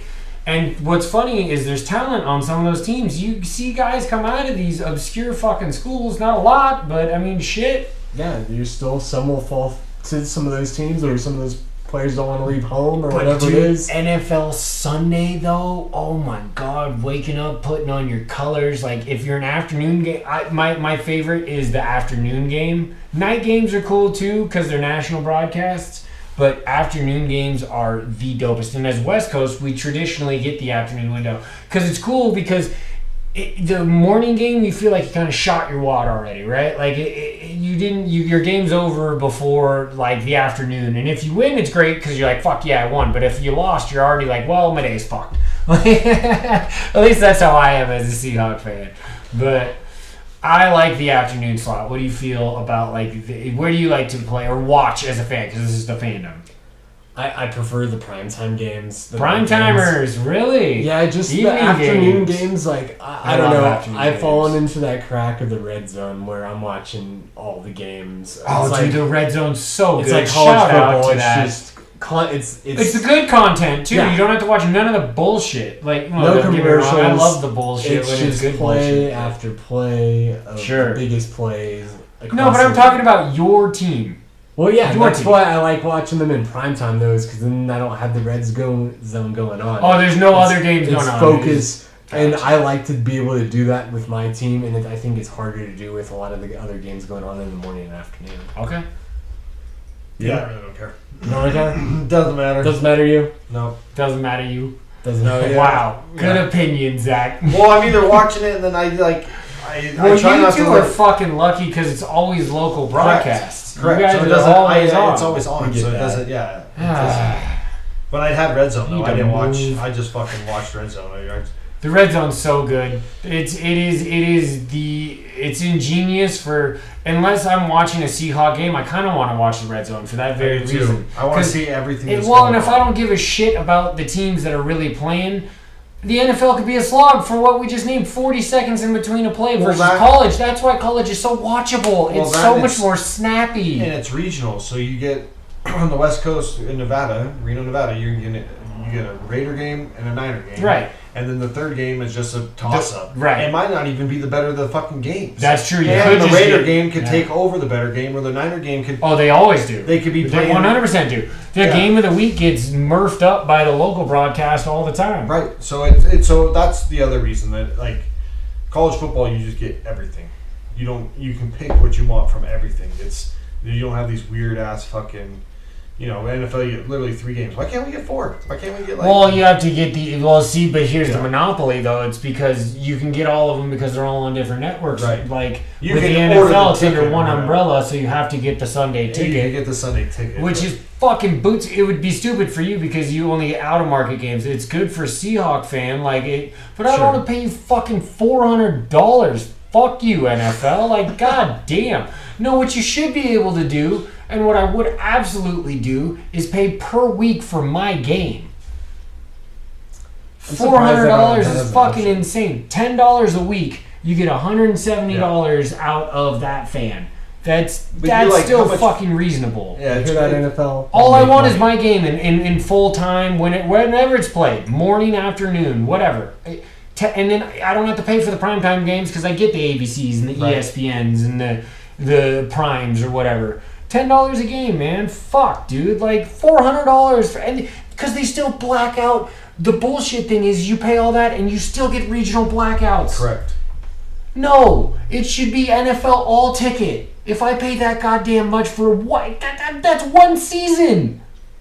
You don't even get it all. NFL, come on, man. Come on. That's a common sense. How about that? We'll Yeah, bleed that that should back have into fucking common sense. Shit, I'm upset. You can't tell because my beard's red, but my cheeks are getting red too. What do we got coming up, Trev, in the college football landscape? We got a lot coming up. Yeah, so 2 big games next week. 2 teams in the top 25 matchup. We got number 11 Texas at Alabama. Oh, That's a that was big a close ass game last year. Bama scraped by that one. So And that they should got be- a bad call at the end of that game. There will be, too. yeah, that's right. Oh yeah, that fucking Really in, bad call. in the end zone. It was Yes. like it was a fumble recovery or something. Something. There was a It was really real bad call at bad. the I end do of that remember game. that. Yeah. Any early I don't know. looks as far as that game goes? Who you like? I want going Texas to win, obviously, but I just don't know, man. It's so hard to tell with these teams. Well, it's got to be in Alabama because last year Yes, they played yes. in Texas. It's in Bama. Alabama, so Bama's probably gonna win. Bama. It'd be nice to see Texas get the dub. They I'm still with you there. could. They still could. But But as a betting man, I'm not taking Bama to lose at home. I'm just not doing it. Nope. Bryant Denny's fucking nasty, dude. Good luck. I didn't get the spread on that game. I am curious now. 2.5 maybe? That's going to be a pro spread. That's got to be closer to a pro spread. That'd be right? probably. I bet it's like 5.5, 6.5, 6.5. 5.5, 6.5. You're in Alabama. Yeah. Okay. So at most, so a tutty at most though, right? Yeah, at Okay. most. All right. And then the other game, the back end of the top 25, number 22 Ole Miss at number 24 Tulane. What's up, Tulane? Shout out to Tulane, right? Did they not play this week because they were 24th? Did they? No, they won. They beat Southern Alabama Gotcha. 37-17. The Jaguars, baby. Yeah. No, the the Jaguars are the bro. Panthers. Okay. They're the Jaguars. Trust me, I won a national championship with them. Just just a little Yeah. offline dynasty. But. I really hope Ole Miss is kind of. I like Tulane, but I want Ole Miss to smack the floor with them. We need Really? I need Ole Miss to start climbing the rankings and get some of those other SEC teams out. Ole Miss is like one of the SEC teams that I actually would root for. Is that because your boys there? I do like, but I've also rooted for them when he was in Hugh Freeze, when even Eli was there. It's just an easier SEC team to root for. I'm not ever going to root for the Bamas or the Georgias or any of them. Sure. Unless it's like somebody else that I hate. But Ole Miss is one of the more easier SEC teams to root Sneaky SEC team that could Alright. cost another SEC team. Maybe get a little momentum. Maybe knock off Georgia's schedule with one loss. I don't know. I just need Ole Miss to move up the rankings. And what about, do we have some other games coming up too? Any prime time? For college football, let's take a peek. It is interesting that we talked about it last week that your Michigans and your Georgias actually don't play anybody until like November. So 2/3 of the way through. we do have an update on the Florida State game. Florida State final score 45-24. So Florida State kind of rolls there, guys. No, kinda. That's a rolling. That's 3 scores. That's a roll. Yeah, they rolled. That's a roll. How do you think? How far does LSU at 5 and Florida State at 8? Do they swap numbers? I'd say it's fair. I would say if the shit LSU might dip even lower. Yeah, I could see With them all of the possibly rest dipping. of everybody else winning, they all looked like. I get it's the only true top 10 matchup. It was really the only top 10 team that like played a fucking team. Top really, decent team. Yeah, a lot of them got cup kickers. Well, So we got- Florida State should move up even. I would think that they would maybe flip flop to 5 and then LSU would drop down to 8. That's what I'm saying. It seems fair. That seems fair. So we do have a game tomorrow night. Remember, Right. Clemson Clemson number versus 9 versus Duke, Duke. yep. So keep an eye out for that. So that quarterback. technically could shake up the top 10 again, but I don't Correct. think. I doubt it. Yeah, I doubt agreed, it. agreed. Take a look at that quarterback from Clemson, though. Kid's supposed to be a stud. He was the number 2 betting favorite for Heisman. So take a look. He took over for DJ last year and did a really good job. I mean, Stanford's got USC's got Stanford. Georgia's got Ball State. That's the game, babe. That's the big game. That's the old school rivalry right Georgia's got Ball State. Ohio State has Youngstown State. Penn State plays Delaware. Notre Dame sorry, plays. that's Cal versus Stanford. My bad. Yeah, that's Cal. You had Notre Dame and NC State. That's at least 2 top teams or top division teams. Utah gets Baylor. That's another big game for Utah. Good job, Utah, having Florida and Baylor. I know that neither of them are ranked, but at least trying to have like an out of schedule. Hey man, those are respectable football schools. Even if you can do that in your out of conference. Once again, rankings. There's a lot of good teams outside of the top Correct. 25. And So I at least putting a blue blood on your schedule means a lot more than putting fucking Coastal Carolina. a sneaky game. Oregon, Texas Tech lost this week to somebody. I don't remember who. Wyoming. Yeah, Wyoming. We went in a to comeback. Laramie Um, and lost. A sneaky game next. Yeah, dude. A sneaky game next week. 4:30 on ABC West Coast time. Wisconsin, number 19 versus Washington State. Washington State. Let's go fucking Badgers, dude. Yeah, I mean, Fuck but that's a nice. That could be a nice. If Washington State. No, it's put going to be a together- 49-0 shutout, dude. With these fucking Heisman hopefuls we got running for 300 yards in Wisconsin. Yeah, dude, fuck the Cougars. So there's not I'm really. glad they got left out of the conferences. I hope they go to, like, the American. Or, So there's like, not really any big games next Mexico. week, other than what Is Trev Is there a said. conference top in Mexico? 25. Send them to Mexico. We didn't talk about it, but how sorry. far do you think TCU falls? All forever. They're done. They're out of the top 25, right? I think they were could be at the 17, end of the 'cause they were 25. 17. 15 or 17. I don't They remember were. which They one. were. No. They have to be out of the top 25. They were 17. So They have to be out of the top. Okay. Because Colorado was 1-11 last year. So even with all of the transfer portal and all of the turnover and Coach Prime and blah blah blah, I think Colorado replaces them in the top 25. No, I don't think they can climb that far either. They're way far down. They unfortunately But have obviously to be just that ranking was wrong. Right, but they're not going to move up that far on one win. They won't. They move up, but somebody else is going to slide in. I think it would be pure media hype if they were to get into correct. the top And I don't know if Dude, the TCU media falls is behind them. I don't know if TCU falls all the way out. They might fall to like 24. No, or something. I think they do based off of last year's succession points. Like that's where college football operates in those rankings. It's not the NFL. It's college football. They go off of. They have to. But they have to. But they really shouldn't with the turnovers higher there in the NFL. Well, the transfer portal and things have changed drastically over the last couple of 2-3 seasons. So maybe the polling does shift. You know, it begins to, but I still think that they're stuck in the old ways of TCU was just in the fucking national championship fucking 6 months ago, and Colorado won one game last year. Yeah, but we'll see. I don't know if they fall all the way out. I think they fall. I got $1 on this pod that says TCU falls all the way out. That's a long fall. That sounds like a pod bet. $1 pod bet. Yeah, I got you on that. Hey. Also, we have NFL on Thursday. First game. Detroit versus Kansas City. Line is set at 6.5. KC. Okay. Well, yeah, it's the champs opening up at home. I like the Lions and with that to cover to win. To cover to win. To cover. Cover. We're gonna make that clear. I don't know about that one. That's tough. KC coming out. Oh, you're gonna drop the fucking banner. It's week 1, baby. It's such an unpredictable. But you had home. You're dropping the banner and shit. No Chris Jones. Potentially. Yeah, no, that's got to get done by. And Bosa hasn't signed either. Yeah. So those are two. But hey, then after that, it's full go Sunday for week 1, y'all. Week 1. Oh my lord, it's the most exciting time of the year. It's pretty exciting, everybody. It's pretty exciting. 0-0 is. It's like an exhausting record to look at, but it's also it gives you the most. You're undefeated. Everybody's undefeated. Everybody has hope, except for the Cardinals and the Bucks. They might even have some hope. The Bucks maybe have more than the Bucks have more hope than the Cardinals. Yeah. Sure. Anyway, like it's an exciting week coming up. Lots of big stuff. Well, not a lot of big stuff. It's just football's here. No, oh my God, this is big stuff. The rest of forever, I'm gonna have a smile on my face.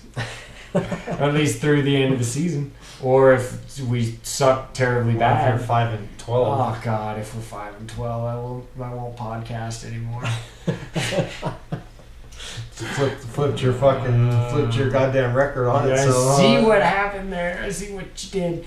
But you guys, make sure you go on to Instagram, check out the beers we drank for tonight. At least, 2 of us got through 2 of them. Downey's over here. He pulled through, though. It's empty. It's empty. He got the one down. Big deal. Drank a bunch of water. He's going to be cramped up mid-show. Recovery. Yeah, no, we didn't film that. You're lucky you didn't see that side of him.